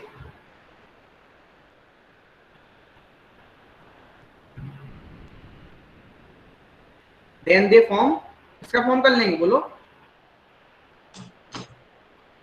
crystal lattice. उसे क्या बोलेंगे बताओ, यूनिट सेल। तो आई होप आपको यहाँ पे क्लियर होगा, यूनिट सेल क्लियर हुआ, बोलो। Yes sir. लिख लो भाई इसको। एक यूनिट सेल और लैटिस पॉइंट के बीच का डिफरेंस बता दीजिए। यूनिट जो लेटेस्ट पॉइंट एक पर्टिकुलर पॉइंट है, इस तरीके से पूरे, ये मान लो ये मैं आपकी स्क्रीन पे पढ़ा रहा हूँ, एक पॉइंट को हम बोल रहे हैं क्या, यूनिट सेल। अब ये यूनिट सेल नहीं, सॉरी, एक पॉइंट को बोले लेटेस्ट पॉइंट। यूनिट सेल क्या है, हम इस स्मॉलेस्ट यूनिट को रिपीट करते जाए 3 डायमेंशन स्पेस में, एक के ऊपर एक, एक के ऊपर एक, एक के ऊपर एक। जैसे मैं एक चीज समझाता हूँ यहाँ पे, एक मिनट रुकना, यहाँ पे हम समझ सकते हैं अच्छे से। मैं आपको वीडियो कॉल पे समझाने की कोशिश करता हूँ, ठीक है। जैसे मैं बुक्स ले लेता हूँ यहाँ पे, शायद आपको अच्छे समझ में आ जाए। जैसे ये बुक है, देखो ये बुक है, हमने इसको बोला यूनिट सेल है, ठीक है। अब हम क्या करते जा रहे हैं, इसके ऊपर रिपीट करते जा रहे हैं, ये बुक रख दी, फिर इसके ऊपर एक बुक और रख दी, फिर इसके ऊपर एक और बुक रख दी, मतलब सेम। तो इसको क्या बोलेंगे बताओ, इस बुक को क्या बोलेंगे, unit cell. Lattice unit cell. Sir एक को तो लेटेस्ट पॉइंट एक नहीं, हम एक क्या, मैं यूनिट सेल को समझा रहा हूँ, ये बोल रहा हूँ एक यूनिट, ये मान लो ऐसे 4 कॉर्नर है बुक के, कितने, 1 2 3 4 पार्टिकल है, इसको हम एक यूनिट सेल बोल रहे हैं। अब इसको हम रिपीट करते जा रहे हैं, एक के ऊपर एक, एक के ऊपर एक, एक के ऊपर एक, एक के ऊपर एक, तो क्या मिल जाएगा बताओ। Crystal lattice. अब हम लेटेस्ट पॉइंट किसे बोलेंगे, इसका एक पॉइंट ये वाला, जैसे मान लो मैंने पेन रख दिया, तो इसको क्या बोलेंगे, बोलो, लैटिस पॉइंट। Lattice point. आपके लिए वो लेटेस्ट पॉइंट। Yes sir. पक्का, यस सर। ठीक है। तो लेटेस्ट पॉइंट हम उसे बोल रहे हैं जहां पे एटम रखा हुआ है, उसको हम क्या बोल रहे हैं, लेटेस्ट पॉइंट, ठीक है। आई होप आपको यहाँ पे क्लियर होगा। अच्छा, अब हम सर- आगे बढ़ते, हाँ बोलो बेटा। सर जो यूनिट सेल बनी है वो 4 एटम्स से बनी है ना? नहीं, हम ऐसा नहीं है, हम अभी तो समझाने के लिए यूज कर रहे हैं 4 एटम से बनी। अभी हम बात यूनिट सेल पे ही बात है, अभी डोंट वरी, थोड़ा भी तुम्हें क्लियर हो। भी बनी हो सकती है ना वो तो। हम 1D भी हो सकती है यूनिट सेल, 2D भी ले सकते हैं, 2D में 3D भी ले सकते हैं, है ना। अभी मैं वही बताने वाला हूँ, यूनिट सेल के बारे में बताने वाला हूँ। यूनिट सेल खत्म नहीं हुआ। अब हाँ बोलो बेटा। सर स्पेस लैटिस और क्रिस्टल लैटिस एक ही है? एक ही बात बोल सकते हैं, कोई दिक्कत नहीं। क्रिस्टल लैटिस भी उसी को बोलेंगे ना, इसको पूरे को क्या बोल रहे हैं यहाँ पे, जब जहां पे आपको पूरे पॉइंट जो रखा हुआ है उसी क्या बोल रहे हैं, क्रिस्टल लैटिस बोल रहे हैं, या स्पेस लैटिस भी बोल देते हैं, ठीक है। चलो आगे बढ़ते हैं। सर क्रिस्टल क्यों बोला है? नाम है बेटा ना, क्रिस्टल बोले तो आप क्या बोलते हो, क्रिस्टल इस तरीके से समझ सकते हो नाम से, या पार्टिकल ही तो बोलते हो। क्रिस्टल कैसे समझाऊं मैं, नाम है वो, मुझे समझा नहीं पा रहा हूँ, तो मैं कैसे समझाऊं क्रिस्टल, कैसे बोलोगे आप क्रिस्टल। एक्चुअली क्रिस्टलोग्राफी एक चीज होती है, वहां से भी आप बोल सकते हो क्रिस्टल नाम पड़ा है ना, क्रिस्टल लैटिस बोल देते हैं, नाम है वो, ठीक है। अच्छा अब देखो,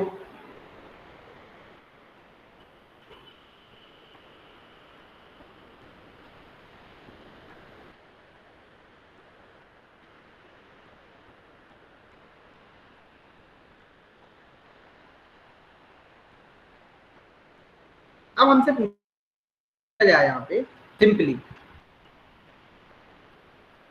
ठीक है। एक चीज मैं तुम्हें बता रहा था वहां पे, जब सोडियम ने एक इलेक्ट्रॉन का लॉस किया था, जो इलेक्ट्रॉन निकला था, तो उसको मोबाइल इलेक्ट्रॉन भी बोलते हैं, याद रखना, ठीक है ना। मोबाइल, उसी की वजह से इलेक्ट्रिसिटी कंडक्ट होती है ना। जितनी ज्यादा मोबिलिटी हो, जितनी ज्यादा अच्छे से इलेक्ट्रॉन होंगे, उतनी ज्यादा इलेक्ट्रिसिटी अच्छी प्रोड्यूस करेगा, है ना। अच्छा, अब हम आगे बढ़ रहे थे, यहाँ पे यूनिट सेल की बात कर रहे थे। तो यूनिट सेल की बात करने से पहले अब हम एक बात जान लें पहले जो यूनिट सेल किसे बोले, जो हम रिपीटेड इन 3D स्पेस में। अब हम ये कई तरीके से हो सकते हैं, हम 3D बोले, 1D बोले, जैसे मान लो हमने अभी हम बात कर रहे हैं यूनिट सेल इन 1D, इसकी बात कर रहे हैं, टाइप्स ऑफ यूनिट सेल में हम बात कर रहे हैं यहाँ पे यूनिट सेल इन 1D। देखो यहाँ पे 1D की बात करें, 1D मतलब 1 डायमेंशनली। तो देखो क्या करते जाए, लाइन में अरेंज करते गए, बोलो yes, sir. है ना। जब हम अरेंजमेंट करते रहे तो ये कितने पैरामीटर पे काम कर रहा है बताओ, एक ही तो पैरामीटर है, सिस्टमैटिक लेंथ ही तो उसमें एक पैरामीटर, मतलब यदि हम इसकी डेफिनेशन बोले तो क्या बोले, only one parameter required to define it, एक ही पैरामीटर होगा। या तो आप इसको ऐसा नहीं कि मैंने 1D में यहाँ कर दिया, कैसे कर दो, आप 1D में अरेंजमेंट करना कैसे भी करो, ठीक है ना। तो ओनली वन पैरामीटर, समझना बहुत अच्छे से, टू रिक्वायर्ड। क्या हो रहा है, अभी तक इससे क्वेश्चन नहीं आ रहा था, अभी आने वाले 3-4-5 सालों से क्वेश्चन एक बन रहा है यूनिट सेल पे, है ना। ट्राई क्लिनिक है कि कैसे, मोनो क्लिनिक है, किस तरीके का, तो एक क्वेश्चन बन रहा है, तो मैं समझाने के लिए यूज कर रहा हूँ। रिक्वायर टू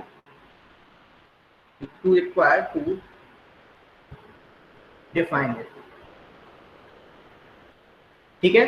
अच्छा, अब बात आती है, दूसरी बात आती है यहाँ पे, और ये 1D में ही होना चाहिए ना, कर तो किसी भी तरीके से कर सकते हैं। हाँ, 1D में कैसे भी अरेंज करो, 1D में आप कैसे, मैं तो लेटा हुआ अरेंज कर दिया, हॉरिजॉन्टल वर्टिकल करो, कोई दिक्कत नहीं, ठीक है ना। आपको जैसे 1D में ही करेंगे अरेंजमेंट, ठीक है। अच्छा, अब हम बात कर रहे हैं 2D की बात, 2 डायमेंशनल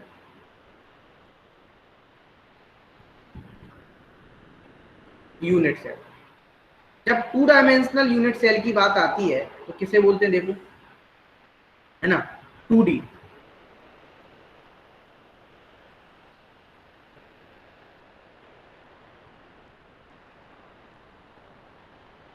ये हो गया। अब देखो क्या किया हमने, देखना ध्यान से,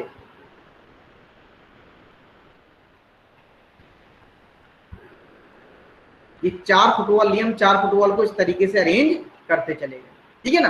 अच्छा, अब यहाँ पे यदि हम पैरामीटर देखें तो ये थीटा भी है, ठीक है, ये ए लेंथ मान लो, ये बी लेंथ मान लो, तो कितने पैरामीटर पे डिपेंड कर रहा है बताओ। यदि मैं इसको इस तरीके से अरेंज करूं, 2 पैरामीटर, 3 पैरामीटर्स पे डिपेंड करेगा, कौन कौन से, ए, बी और थीटा, ऐसे ही तो कर रहा है ना। तो देखो, तो हम बोल सकते हैं यहाँ पे 3 पैरामीटर। अच्छा, एक बात बताओ, हम मैं इनको चेंज करता चला जाऊं तो क्या मिलेंगे हमें, डिफरेंट यूनिट सेल मिलेंगे या नहीं मिलेंगे, पहले बताओ।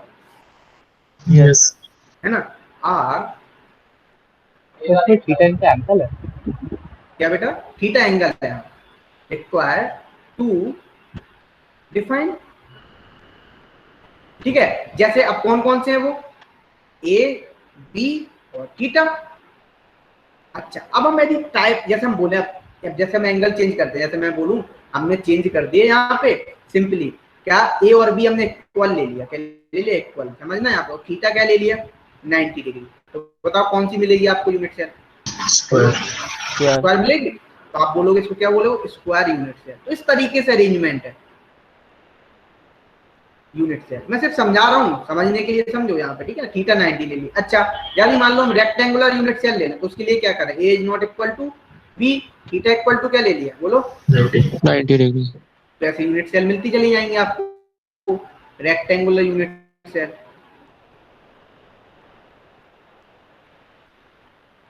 और भी होती है rectangular unit cell, hexagonal unit cell, rhombic unit cell और पैरेललोग्राम यूनिट सेल। 5 टाइप की यूनिट सेल होती है ना। और इन यूनिट सेल को हम क्या बोलते हैं, पांचों को ब्रेविस लैटिस, क्या बोलते हैं, ब्रेविस लैटिस, ठीक है। तो याद रखना, ये क्या, रेक्टेंगुलर यूनिट सेल। तो कितनी मिलती है आपको सिंपली 2D में, 2D में जो मिलते हैं आपको 5 ब्रेविस लैटिस मिलते हैं।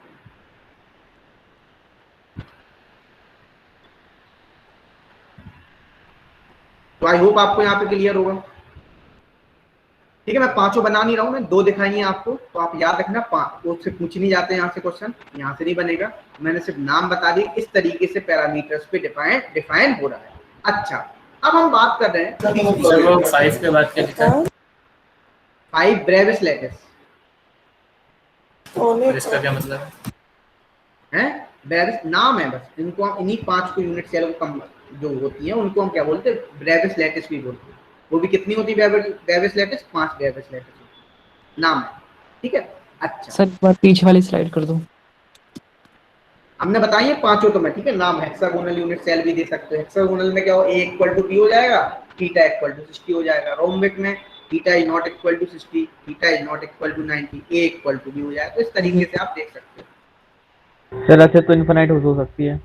क्या इनफाइनाइट नहीं, 5 बनती है, पॉसिबिलिटी देखी गई है, ऐसे नहीं है। अभी तो हमने 5 बताए हैं, सिर्फ 5 होते हैं। हमें जो इम्पोर्टेंट है हमारी ये 3D है, ठीक है। आपके सिलेबस में जो है वो 3D है, 2D में बस थोड़ा सा मैंने आपको सर बता वो दिया। तीन जो और है सर उनके भी नाम बता दीजिए। एक होता है हेक्सागोनल यूनिट सेल, एक होता है रोम्बिक यूनिट सेल, एक होता है parallelogram unit cell. Actually different book में डिफरेंट नाम दिए गए हैं, तो याद रखना ये आपको सेम भी मिल सकते हैं और डिफरेंट भी मिल सकते हैं, तो डरना नहीं है। ये भी आपके सही है, वो भी सही है, ठीक है। सर ये पूछे नहीं जाते?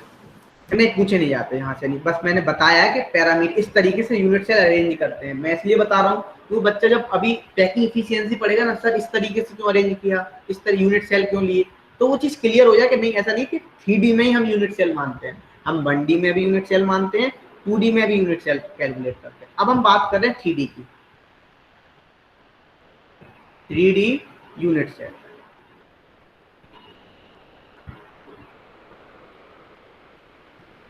थ्री यूनिट सेल में कैसे करोगे आप, देखो जैसे मान लो आपने ये अरेंजमेंट करना है, आपको ध्यान से देखना, ये आपने बनाया इस तरीके से, डिफरेंट कलर ऑफ पेन से बना रहा हूँ। ये ऐसे फुटबॉल रखी, क्योंकि तो आपको पता है एटम लाइक का स्फेरिकल,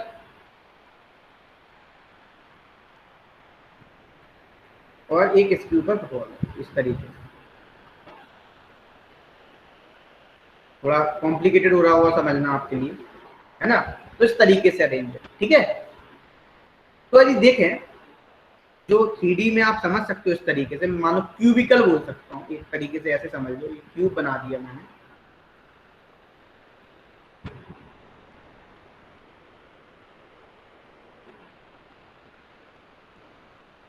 ध्यान से देखना, इस तरीके से अरेंज होती है, ठीक है। अच्छा, अब यहां पे देखना आप पैरामीटर्स ध्यान देना, एक तो ए पैरामीटर हो गया, है ना, एक बी पैरामीटर हो गया और एक सी पैरामीटर हो गया, ठीक है। अच्छा, इसका एंगल अल्फा है, इसका एंगल बीटा है, इसका एंगल बोलो गामा, ठीक है। तो यदि हम बात करें तो यहाँ पे कितने पैरामीटर चाहिए, 6 पैरामीटर।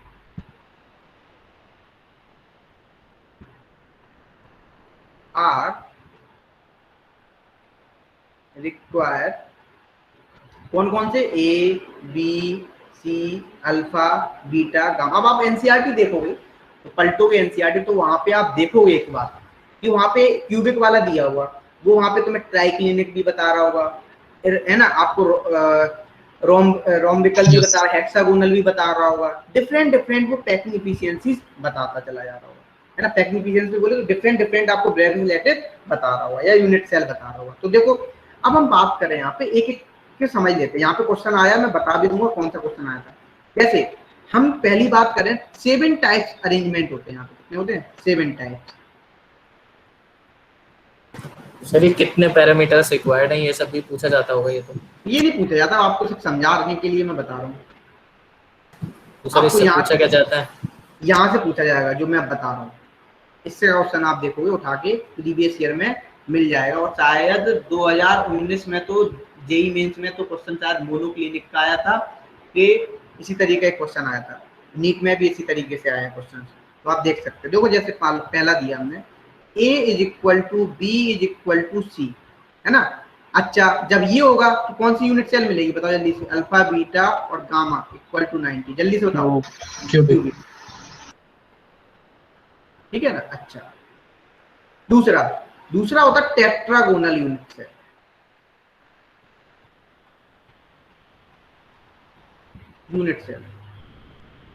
ये बताओ मजा आ रहा है कि नहीं आ रहा, कि ऐसी बोरियत हो रही है इस चैप्टर में, कुछ डिफरेंट चीज लग रही है? Yes sir. अब देखो A equal to B is not equal to C, ध्यान से देखना यहाँ पे, और यहाँ पे क्या मिलता है, alpha equal to beta equal to gamma equal to क्या हो 90। तो मतलब कौन सी यूनिट सेल मिलेगी आपको, कौन सी मिलेगी बोलो, वो इस तरीके से होती है। मैं थोड़ा बता रहा हूँ, थोड़ा इसको बड़ा कर दो, इस तरीके से मैं दिखाने के लिए तुम्हें समझा सकता हूँ।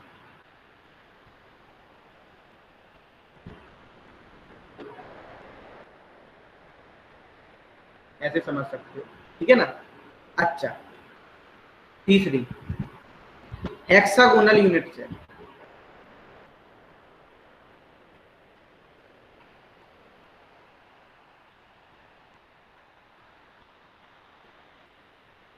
है ना। यहाँ पे देखो किस तरीके से होता है,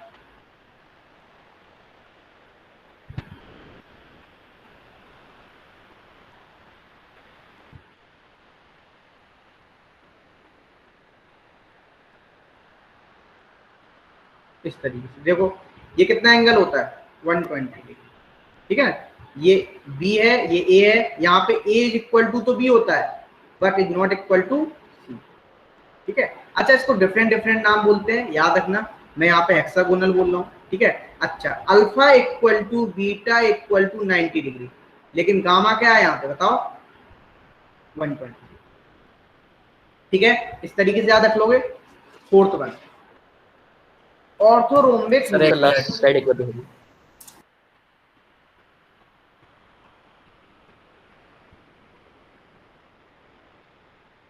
हो गया सर। अच्छा, फोर्थ वन देखते हैं यहाँ पे। अब बात आ रही ऑर्थो रोम्बिक यूनिट सेल,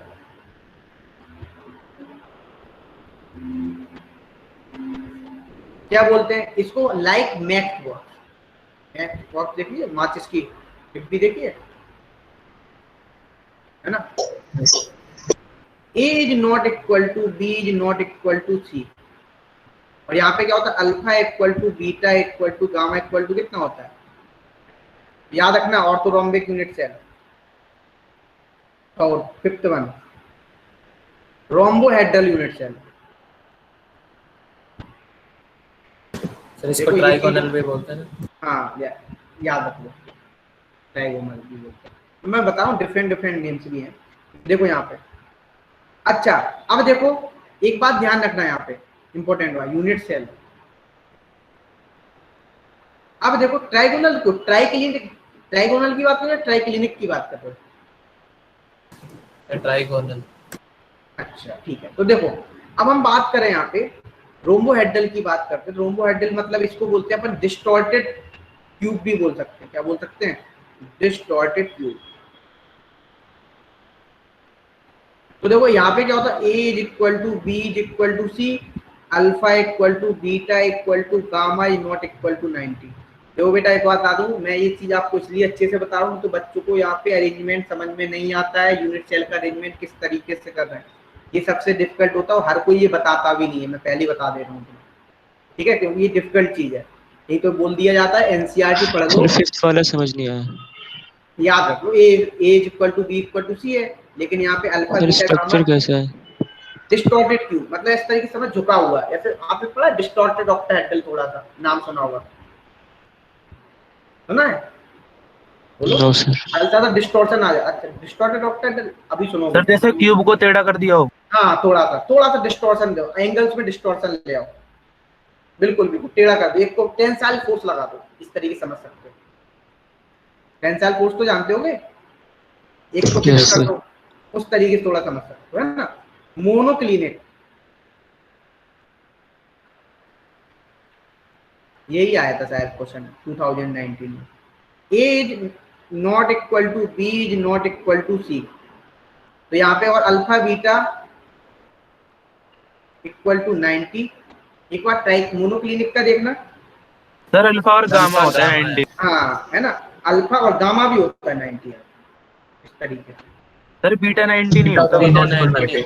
कितना होता है, नॉट 90 होता है ना भाई, तभी तो मैं बोलूँ वो चेक करने के बाद बीटा 90 होता है, नॉट 90।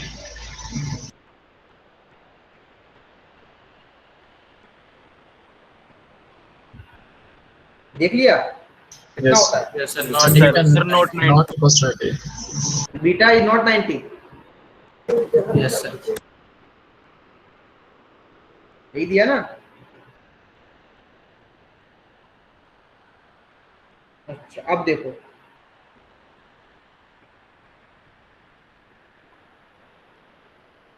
है ना, बीटा इज नॉट 90। अब देखो नेक्स्ट बोल रहा है ये अगला, सेवेंथ वन है ट्राई क्लिनिक, है ना। ट्राई क्लिनिक किसे बोलेंगे? तो ट्राई क्लिनिक किसे बोलते हैं? एज नॉट क्लिनिक मतलब क्या है? बेटा नाम है उसका, इस तरीके से समझ सकते हो। मैं कैसे समझाऊं उसको, बहुत मैं यहाँ पे स्ट्रक्चर दिखा नहीं सकता हूँ तुम्हें ट्राई क्लिनिक का, या एक मिनट को मैं दिखाता हूँ, कोशिश करूँ दिखाने की। एनसीईआरटी है तुम्हारे पास? Yes sir. डायग्राम तो मैं बना के दिखाऊं, इस तरीके से समझ सकते हो। ये मान लो आपका ये बनाया तुमने, है ना, जैसे तुमने ये बनाया, यहाँ समझना, तुम नीचे इस पे टेंसाइल फोर्स लगा दो, तो जो तुम्हें यूनिट सेल मिलेगी वो कौन सी मिलेगी? बोलो। इस तरफ से तुम टेंसाइल स्ट्रेंथ लगा दो, तो जो यूनिट सेल मिलेगी ये कहाँ चले जाएंगे? एंगल सारे तुम्हारे इस तरफ से हो जाएंगे। बोलो। Yes sir. तो जो यूनिट सेल मिलेगी वो कौन सी मिलेगी तुम्हें? ट्राई क्लिनिक मिलेगी। A is not equal to B is not equal to C, और यहाँ पे क्या होता है? Alpha is not equal to beta is not equal to gamma is not equal to कितना? 90 डिग्री। ये मोस्ट सबसे ज्यादा अनसिमेट्रिकल होता है, मोस्ट अनसिमेट्रिकल। याद रखना, यदि आपसे पूछा जाए सबसे ज्यादा अनसिमेट्रिकल कौन सा होता है, तो आप बोलोगे ट्राई क्लिनिक। कौन सा होता है? Try clinic. यदि आपसे क्वेश्चन पूछ लिया जाए तो ध्यान रखना। आई होप आपको यहाँ तक क्लियर होगा। अच्छा, तो ये यूनिट सेल थे, सबसे इंपॉर्टेंट पार्ट, ठीक है। अब एक बात बताओ, तुम लोगों ने ये सब तो देख लिया, यूनिट सेल के बारे में जान लिया, तुमने सब कुछ जान लिया। अब मुझे थोड़ा क्यूब की जानकारी देना। अब जो खेल है क्यूब का, क्योंकि आपको पता क्यूबिकल कैसा होता है, क्यूब का कैसा होता है, यदि आप बोले क्यूब सबसे ज्यादा सिमेट्रिकल है, क्यूब कैसा होता है? बोलो। सिमेट्रिकल होता है ना? Yes sir. अच्छा एक बात बताओ मुझे, क्यूब की बात आ रही है, तो जैसे आप रूम में बैठे हो, अब ऐसे इमेजिन करना, आप रूम में बैठे हो, तो रूम में कितने कॉर्नर्स होते हैं आपके? बताओ। तो मैं थोड़ी है ना, तो आप ऐसे समझना कि आप रूम में बैठे हो और रूम के लिए हमें सारे क्वेश्चन, तो नंबर ऑफ कॉर्नर्स कितने हैं यहाँ पे? कॉर्नर्स इन क्यूब 8, है ना। अच्छा अब बताओ नंबर ऑफ फेसेस कितनी होंगी? रूम में बैठे हो तुम, नंबर ऑफ फेसेस समझते हो कैसे? आप देखो, एक आप जहां बैठे हो अपने सामने वाली दीवार देखो, और एक पीछे वाली दीवार देखो, एक साइड वाली दीवार देखो, एक इस तरफ वाली, 4 हो गई, और एक छत और एक जमीन, 6 हो गई। तो आप समझो, मैं हर बच्चे को समझाना है ना मुझे बेटा। नंबर ऑफ फेसेस कितनी हो जाएंगी यहाँ पे? इन क्यूब 6 हो जाएंगे। अच्छा अब मैं पूछूं आपसे number of corner, number of edges बताओ कितनी?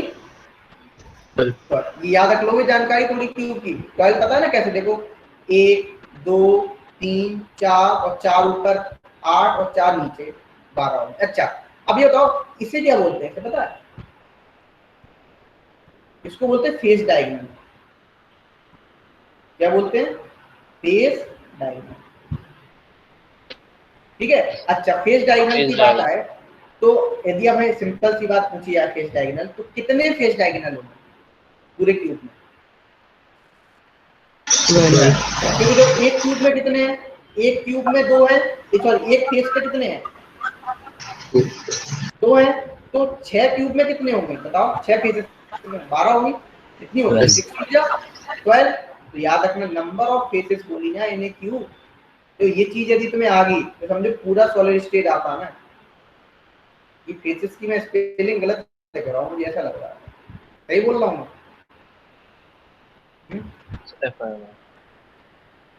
क्या होता है? एफ से होगी ना।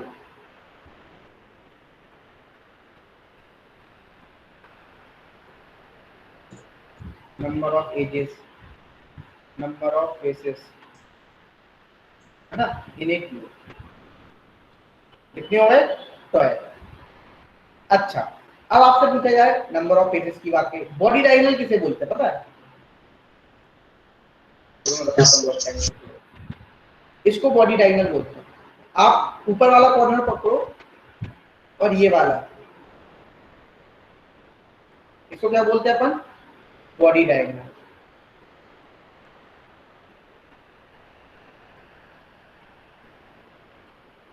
तो बताओ यहाँ पे एक बॉडी डायगोनल, ये 4 होंगे।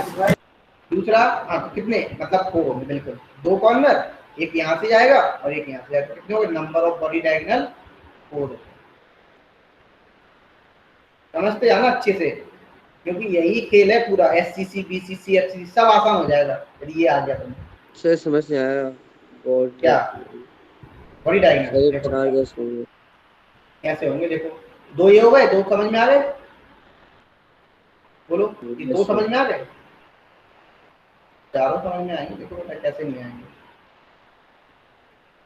दूसरा ये है, ठीक है, तीसरा ये है ना, और चौथा यहाँ पे टच करेगा। 4 हो गए, ठीक है। अच्छा, यस सर ठीक है। नहीं दिखाई दे रहा हो तो बताओ, मैं दोबारा से दिखाऊं तुम्हें अच्छे से। अच्छा अब बताओ मुझे, ये हो गया बॉडी डायगोनल की बात हो गई, नंबर ऑफ एजेस की बात होगी, नंबर ऑफ बॉडी डायगोनल की बात हो गई, है ना, फेस सेंटर। अच्छा एक बात बताओ मुझे, यहाँ पे मैं दूसरा ट्यूब बना रहा हूँ, थोड़ा इसमें हॉटस्पॉट हो जाएगा, ठीक है।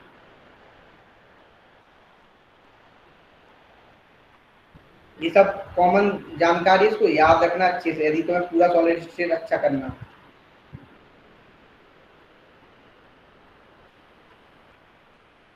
अच्छा इसको क्या बोल रहे हैं? Phase diagram. अच्छा यदि मान लो ए डिस्टेंस ये है, ए डिस्टेंस ये है, तो इसकी डिस्टेंस ये कितना हुआ? अकॉर्डिंग टू पाइथागोरस थ्योरम से आ जाएगा। तो आप देख सकते हैं यहाँ पे फेज डायगोनल की जो डिस्टेंस होती है कितनी होती है? 2। ठीक है। अच्छा बॉडी डायगोनल की बताओ, यहाँ से लेके रूट 3 है ना। तो जो बॉडी डायगोनल की डिस्टेंस होती है वो कितनी होती है? √3 है। अच्छा एक बात बताओ, अभी आपके पास एक क्वेश्चन पूछा जाएगा, एक वो आएगा कोऑर्डिनेशन नंबर। कोऑर्डिनेशन नंबर किसे बोलते हैं? Nearest atom. क्या बोलते हैं? Coordination number. ठीक है। अब होता क्या है कि जैसे आप है, आपका घर है, हम आपके जस्ट बगल वाले पड़ोसी को, कितने घर है आपके घर के बगल से? जस्ट आपका घर है यहाँ पे, तो आपके घर से दो ही तो घर का, तो एक ये वाला और एक ये वाला, तो आपका कितना हो जाएगा कोऑर्डिनेशन नंबर? बोलो। 2 हो जाएगा। अच्छा जैसे मान लो मैं डिस्टेंस चेंज करता जाऊँ तो बॉडी, तो आपका कोऑर्डिनेशन नंबर क्या होता जाएगा बताओ? 3। अरे यदि मैं चेंज कर दूं, मैं बोलूं 2 घर छोड़ के, 3 घर छोड़ के, यदि मैं इस तरीके से बोलूंगा तो आपका कोऑर्डिनेशन नंबर भी चेंज होता जाएगा। Yes sir. मैं क्या बताना चाह रहा हूँ, समझ रहे हो बात को मैं क्या बोल रहा हूँ? कि डिस्टेंस चेंज करने पे कोऑर्डिनेशन नंबर चेंज होता चला जाएगा। सर ये कहाँ से डिस्टेंस? बता दीजिए। कोई भी डिस्टेंस हो आपकी, ठीक है ना, तो क्या होती जाएगी? सर एक बार फिर से बताना कोऑर्डिनेशन नंबर। कोऑर्डिनेशन नंबर बोलते हैं जनरली नियरेस्ट एटम को।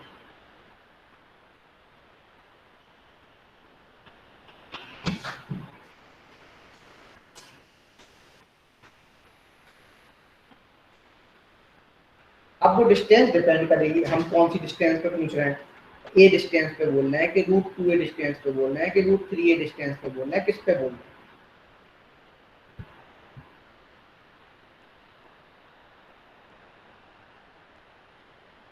क्लियर हुआ? Yes sir. अच्छा अब देखो, अब बात की जाए कोऑर्डिनेशन नंबर की, बात हो गई नियरेस्ट एटम की बात, ठीक है। अब यहाँ पे हमने कोऑर्डिनेशन नंबर देख लिया, ये देख लिया। अच्छा कॉर्नर्स कितने होते हैं क्यूब में? हमने लिख दिए थे 8, ठीक है। अच्छा अब मैं तुम्हें विजुलाइज मुझे कुछ कराना था, कैसे, ये ले लिया अब हमें ये पढ़ने कौन कौन से, एक पढ़ना है अब आपको 3 यूनिट सेल पढ़नी है सिंपली। आपको 3 पैकिंग पढ़नी, एससीसी। एससीसी मतलब क्या होता है, सिंपल, है ना, क्यूबिक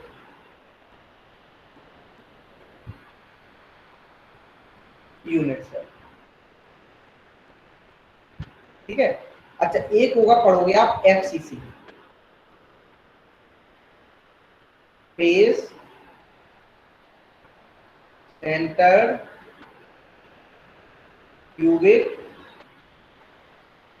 यूनिट सेल। तीसरा एक होता है आपका बीसीसी, बॉडी सेंटर क्यूबिक। तो वो पहले वाले में simple centred cubic unit cell होगा। नहीं, किसने बोला? सर वो एससीसी है ना, वो देखो। नहीं, simple cubic unit cell, simple cubic unit cell, है ना। अच्छा, अब देखो यहाँ पे सिंपल क्यूबिक यूनिट सेल बोलो, है ना। अब या face centred cubic unit cell की बात करें या body centred cubic unit cell की बात करें, तो यहाँ पे सिंपल, अब आपसे क्या पूछा जाएगा, जैसे एससीसी क्या हो, यदि हम एससीसी की बात करें, जैसे हम एक बात करते हैं, पहले हम बात करते हैं एससीसी की। एससीसी में कैसे बोलेंगे हम, सिंपली जो क्यूब है, आप पे मान लो क्यूब है,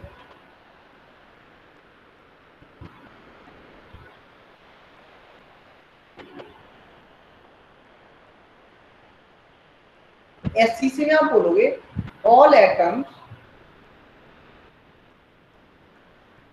आर अरेंज्ड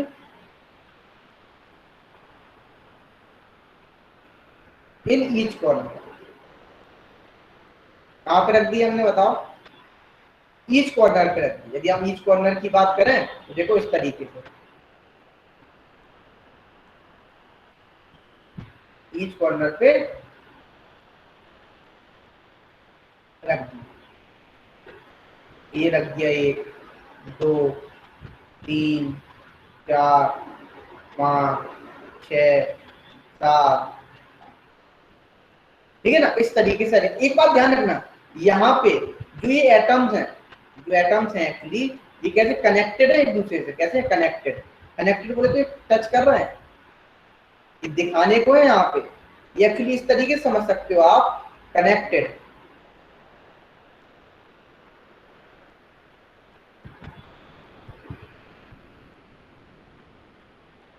कनेक्टेड, तो देखो आप इस तरीके से समझ सकते हो, 4 फुटबॉल लो, इस तरीके से अरेंजमेंट है, तो 4 फुटबॉल के ऊपर क्या रख दो, 4 फुटबॉल रख दो, इस तरीके से अरेंजमेंट है इसका। आई होप आपको क्लियर हो रहा हो, बोलो। 4 फुटबॉल के ऊपर 4 फुटबॉल रख, इस तरीके से अरेंजमेंट है इसका। इसको क्या बोल रहे हैं, एससीसी पैटर्न बोलना है, ठीक है। अच्छा सर ये क्यूबॉइडल में होगा ना? क्यूबिकल, क्यूबिकल, हाँ सर 4 एटम में कैसे हो रहे हैं ये बता दो। कैसे, हम वही तो बता रहे हैं कि ये जिस तरीके से यहाँ पे दिख रहा है, ऐसे दूर दूर दिख रहे हैं, ये दूरियां सही जाए ना, ये वाला केस दिख रहा है, लेकिन ऐसा है नहीं, ये आपस में कैसे हैं, पास पास हैं, आपस में जुड़े हुए हैं। आप इस तरीके से समझ सकते हो, मैंने 4 फुटबॉल ली और इन 4 फुटबॉल के ऊपर क्या रख दी, 4 फुटबॉल रख दी, तो उन्हें क्या बोल रहे हैं हम, बोलो सिंपल क्यूबिक यूनिट सेल। हाँ बोलो सर, ये आपस में जुड़े हुए कैसे हैं? ये तो क्यूब के कॉर्नर पे है ना। कॉर्नर पे, लेकिन वो क्यूब आपस में जुड़े हुए, आपस में बोले तो आपको मैं कैसे समझाऊं, 4 फुटबॉल, आप 4 फुटबॉल रखोगे, 4 फुटबॉल के ऊपर 4 फुटबॉल जब रखोगे तो जो अरेंजमेंट होगा वो एक्चुअली वो आपस में फुटबॉल जुड़ी हुई, ये जो टच है ना, ये स्फेरिकल, इस तरीके से टचिंग स्फेरिकल है यहाँ पे। सर उनकी बाउंड्री टच होगी। हाँ, ये बाउंड्री टच हो रही है, ये हमें क्यूबिकल दिखाने के लिए यहाँ कर रहे हैं, यहाँ पे अरेंज नहीं कर पा रहे हैं, ठीक है ना।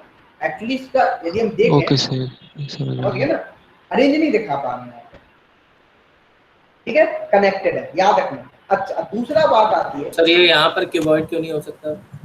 नहीं, क्यूबिकल लेते हैं, क्यूबाइड ले लो, चेंज हो जाएगा, फिर हम क्यूबिकल की पढ़ रहे हैं ना सारी, क्यूब की पढ़ रहे हैं, किसकी पढ़ रहे हैं, क्यूब की, ठीक है। अच्छा जो सिलेबस में वो पढ़ रहे हैं, सिर्फ आपके में यही है सिलेबस, ठीक है ना, बीसीसी।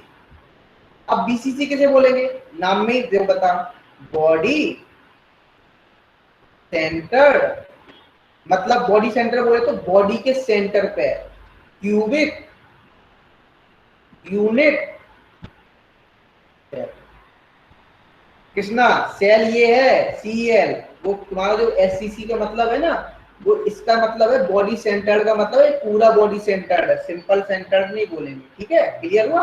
मतलब यहाँ पे है कि जो एक पार्टिकल रखा हुआ है वो कहाँ पे रखा हुआ है, बॉडी के सेंटर पे रखा हुआ है। मैंने इसीलिए तो मैं अभी तब नहीं बताया, अब तो मैं समझ में आ जाएगा। मतलब एटम्स आर अरेंज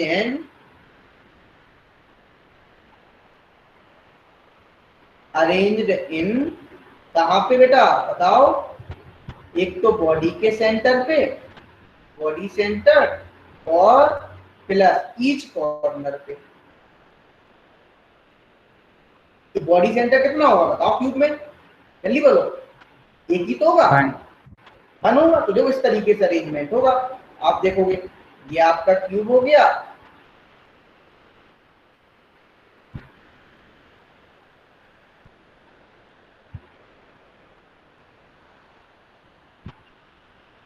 इस तरीके से, ठीक है ना। अच्छा थोड़ा अच्छा नहीं बना है ना, इसको थोड़ा ब्यूटी पार्लर ले जाते हैं, थोड़ा इसको अच्छा सा बना देते हैं।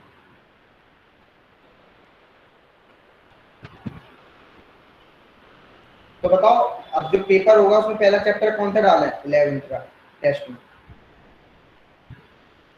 केमिकल बॉन्डिंग डाल दें। Yes sir. अप्लाई कर देते हैं मालकियल, ऐसा नहीं है। तो देखो यहाँ पे अब बॉडी सेंटर बोले तो मतलब आपको कहाँ कहाँ रखना है, आपको रखना है हर एक कॉर्नर पे 2 3 4 5 6 7, और एक कहाँ रखना है, बॉडी के सेंटर। तो आई होप आपको यहाँ पे क्लियर हो गया होगा। मतलब कैसा है, यदि आप देखा जाए, अब ये कनेक्टेड नहीं होंगी, कैसे इसका अरेंजमेंट देखो यहाँ पे, यदि इसका अरेंजमेंट देखें तो देखो आप सिंपली यहाँ पे हमने क्या किया, यहाँ पे हमने किया 4 फुटबॉल ली,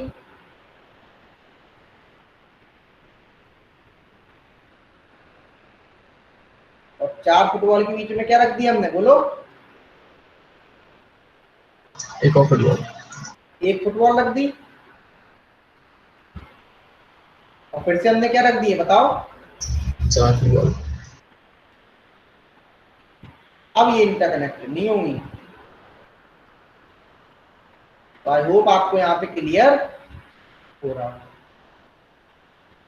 है। सर इस तरीके से अरेंजमेंट है। अच्छा हाँ बोलो बेटा। सर ये 8 होगी, 8 ये बीच वाली से तो कनेक्ट होगी ना, अब वो उससे कनेक्ट होगी, वो भी कितनी डिस्टेंस होगी इसकी, यदि देखा जाए कनेक्टिविटी की बात की जाए, देखो ये डिस्टेंस कितनी होती है पूरी, अभी याद बताइए √3 है, इतनी डिस्टेंस कितनी हुई, हाफ पे तो है ये, तो मतलब कितनी हो जाएगी, अभी जब अपन ए और आर में रिलेशन निकालेंगे तब तुम्हें क्लियर हो जाएगा अच्छे से, √3/2 है। तो आपने वैसे देखा जाए तो ए और आर में रिलेशन निकाल ही लिया, यहीं पे निकाल लिया, एक्चुअली इतना ही रिलेशन होता है, जब आप कैलकुलेट करोगे 2r के इक्वल करना है तुम्हें, ठीक है। अच्छा तो इतना आसान होता है। तो अब देखो जैसे एक बात और जान लेते हैं, तुम्हारी क्लास तो नहीं है, अच्छा पेपर है कल, अच्छा बस छोड़ रहे हैं, बस 2 मिनट को छोड़ रहे हैं, ठीक है। अब हम एफसीसी की बात कर लेते हैं। अभी हम एफसीसी बोले तो हम कहाँ पे रख दें, इन ऑल फेस सेंटर पे रख देते हैं, एटम को कहाँ रख देते हैं, फेस सेंटर पे, प्लस और कहाँ पे रख दें बोलो, और रख देते ईच कॉर्नर पे, बस अब तो हो जाएगा। अब आप समझ ही रहे हो, इसको मैं दिखा नहीं सकता हूँ फुटबॉल की शेप में, नहीं तो मैं दिखा देता, ठीक है ना, क्योंकि यहाँ पे हर एक फेस के सेंटर पे भी रखा हुआ है, स्ट्रक्चर क्या हो जाएगा, कॉम्प्लिकेटेड हो जाएगा। आई होप आपको समझ में आ रहा होगा मैं क्या बताना चाह रहा हूँ, ठीक है। सर बुक में दे रखा है 3D टाइप। अब बस आपको एक चीज मैं कल बताऊंगा, इंपॉर्टेंट बात नेक्स्ट क्लास में, कि अभी तो मैंने सिर्फ समझा दिया एससीसी से बोलना है, बीसीसी से बोलना है, एचसीसी से बोलना है, तो हमने ईच कॉर्नर पे इसको रख दिया, ठीक है। अब कहाँ रखेंगे हम बताओ? फेस के सेंटर से 1 2 3 4 5 और एक सामने वाली फेस है ये इस तरीके से है। तो आई होप आपको यहाँ पे क्लियर, ठीक है, बोलो। तो यहाँ Yes, तक sir. बताओ, कोई डाउट तो बताओ। यहाँ तक किसी को डाउट? जो कल अपन अब क्या देखेंगे नेक्स्ट लेक्चर में, सबसे पहले देखेंगे एक क्यूब का कॉर्नर कितने क्यूब में कॉमन होता है। कोई बच्चा बता सकता है? मान लो आप रूम में बैठे हो और मैं पूछूं आपसे, आप कितने क्यूब में कॉमन है आपका कॉर्नर? आप कितने? 8 वेरी गुड। देखो ऐसे समझ सकते हो, एक रूम तुम्हारा, देखो मैं तुम्हें वीडियो कॉलिंग पे समझा रहा हूँ, देखो एक रूम, जैसे हम जिस रूम में बैठे ये हो गया एक रूम तुम्हारे बगल वाला रूम 2 हो गए, बोलो जल्दी बोलो, हाँ या ना? Yes sir. है ना? और 2 सामने वाले रूम कितने हो गए? जस्ट टच में है, आप होटल में हो ऐसे समझो, कितने हो गए? 4। और 4 ही कितने होंगे? ऊपर होंगे उसके, उसी तरीके से। अरे एक बार और बता दीजिए, वीडियो ढंग से आ नहीं रही थी। ये क्या बोला? ओनली ऑन एंड्रॉइड, मतलब ये क्या लिख रहा है? देखो ऐसे समझो, मैं कैसे समझा रहा हूँ तुम्हें, इस तरीके से समझो। ये 4 मार्कर है, ये 4 रूम है। एक रूम ये हो गया जहां तुम हो, ठीक है। दूसरा रूम ये हो गया जहां तुम हो, ठीक है, ये बगल वाला पड़ोसी वाला घर। तीसरा रूम, समझ ना?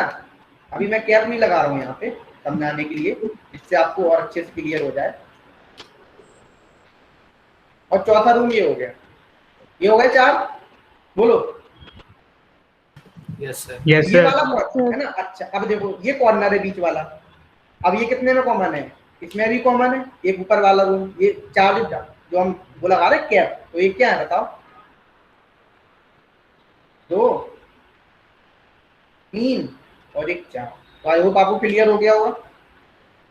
फ्लैट के ऊपर Yes. फ्लैट बने हुए। Yes sir. जो सामने वाला कॉर्नर होगा, आपके सामने वाला कॉर्नर, वो 4 रूम में कॉमन होगा ना, 4 नीचे और 4 उसी के ऊपर। Yes sir. Yes sir. Actually ये चीज यहाँ पे थोड़ा ऑनलाइन में आपको शायद प्रॉब्लम हो सकती है इसको समझने में, लेकिन आपको मैं कैसे और सब अच्छे से समझा सकता हूँ, शायद क्लियर हो गई होगी। क्लियर हो गया सर। Yes, इससे आसान नहीं है। अच्छा एक क्यूब, Yes, yes, clear हो फेस, गया। यदि मैं बात करूँ एक फेस कितने क्यूब में कॉमन होगी? बोलो। सर 2 क्यूब में। क्यूब में होगी, क्यों? एक तो आपके रूम और एक आपके बगल वाला रूम, तो कितने हो गए बोलो? 2 हुए ना? अच्छा जैसे ये एज है, यहाँ पे एज दी गई है, समझना यहाँ पे, ये वाली एज ऊपर वाली, देखो जो ऊपर आपको एज दी गई है यहाँ पे, जो मैं बात कर रहा हूँ ये वाली एज की, ठीक है। अच्छा ये Yes, कितने sir. क्यूब में कॉमन होगी? 4 कैसे? 4 एक तो मैं जिस रूम में बैठा हूँ, एक इसके बगल वाला रूम, और ये 2 हो गए, और 2 इसके ऊपर वाले रूम। तो कितने हो गए? 4। तो देखो बेटा समझ लो, मैं ये क्यों इतना मेहनत कर रहा हूँ यहाँ पे, क्योंकि ये ऑफलाइन में बहुत अच्छे समझ में, लेकिन ऑनलाइन में मैं समझाने की कोशिश कर रहा हूँ, इस तरीके से आप समझ सकते हो। नहीं तो आप याद रख लेना, यदि आपको समझ में ना आए तो उस चीज क्या कर लोगे, याद रख लेना, आपको कहीं प्रॉब्लम नहीं आएगा। ऐसा नहीं कि विजुअलाइजेशन ही आना बहुत कंपलसरी है, यदि विजुअलाइजेशन आ जाए तो अच्छी बात है, नहीं आए तो आपको याद रख लेना, एक क्यूब का कॉर्नर 1/8 में कॉमन होगा, है ना, 8 क्यूब में कॉमन होगा, एक फेस 4 क्यूब में कॉमन होगी, एक आपकी एक फेस तो आपकी 2 क्यूब में कॉमन होगी, एक एज कितने में होगी? 4 क्यूब में कॉमन होगी। तो आई होप आपको इस तरीके से क्या हो जाए, क्लियर हो जाएगा। बोलो हाँ या ना, क्लियर हुआ कुछ? अभी मैं कल डिस्कस करूंगा, अभी नेक्स्ट क्लास में अच्छे से डिस्कस करेंगे और अच्छे से अभी इसको डिटेल में पढ़ेंगे। अभी तो मैं सिंपली आपको समझा दिया हूँ, एक हिंट दिया हूँ कि हम नेक्स्ट क्लास में ये सब डिस्कस करने वाले, थोड़ा बहुत आप इमेजिनेशन करके आना, ठीक है। तो इसी के साथ आप पढ़ते रहिए, आगे बढ़ते रहिए। अभी के लिए thank you so much, tata bye bye, ठीक है बच्चा बाटी। सर मुझे एक चीज पूछनी थी हाँ बोलो बेटा। सर, मतलब केमिस्ट्री से रिलेटेड पूछनी थी कि सर जैसे स्टार्टिंग से ही केमिस्ट्री में मतलब किस तरह से प्रैक्टिस करनी है ये अच्छा चीजें। सोमेल जी देखो, स्टार्टिंग से ही आप क्या करो, जितना मैं पढ़ा रहा हूँ सबसे पहले आपको हमारे नोट्स अच्छे से पढ़ने हैं। जो बच्चा नोट अच्छे से कर लेगा, पहले नोट्स, फिर आपको नोट्स में आपको न्यूमेरिकल्स भी करवाऊंगा। अभी जैसे न्यूमेरिकल्स आए तो मैं बहुत सारे न्यूमेरिकल्स आपको के बहुत के सारे प्रैक्टिस करवाऊंगा, बहुत सारे क्वेश्चन, ठीक है ना। अब देखो उसके बाद नोट्स के बाद अब आप क्या करो, अब आपको लगाना है एक सिंपल सा एनसीईआरटी एक बार रीडिंग कर लो। नोट्स के बाद एनसीईआरटी रीडिंग करने के बाद जिससे आपका बोर्ड का भी प्रिपरेशन साथ साथ में होता चला जाए। फिर क्या करो उसके बाद ये आपका इतना कंप्लीट हो गया। अब आप एक बुक सॉल्व कर लो 10 बार। एक बुक तो होगी सोमेल, कौन सी बुक लगा रहे हो बेटा? सर अभी तो केल्विन की मॉड्यूल्स कर रहा था। हाँ पर्याप्त है, मोर देन इनफ है, मोर देन इनफ। यदि आप मॉड्यूल लगा दो मोर देन इनफ है, बेस्ट है बेस्ट। तो सर कोई बुक लेने की जरूरत नहीं है क्या? तो कोई बुक लेने की जरूरत नहीं है, मॉड्यूल से काम चल जाएगा? बिल्कुल बेटा, हम तो कहते हैं बिल्कुल कोई बुक लेने की जरूरत नहीं, मॉड्यूल आप 10-12 बार लगा दो। मैं बिल्कुल बोल रहा हूँ कोई जरूरत नहीं, क्यों पैसा वेस्ट करना फालतू का, है ना। मॉड्यूल है, तुम्हारी डीपीपी हम अपलोड करवा देंगे, तुम्हें क्वेश्चंस दिलवा देंगे, जितने क्वेश्चन चाहिए उतने दिलवा देंगे, कोई टेंशन मत लो। तुम अपनी पढ़ाई को बस अच्छे से करो, मैं अच्छी बुक्स भी सर लगवा इसकी डीपीपी आ जाएगी आज नहीं आएगी, आपको एक दिन में डीपीपी मिल जाएगी, तो डोंट वरी। सर एक क्वेश्चन पूछना था। बोलो कृष्णा।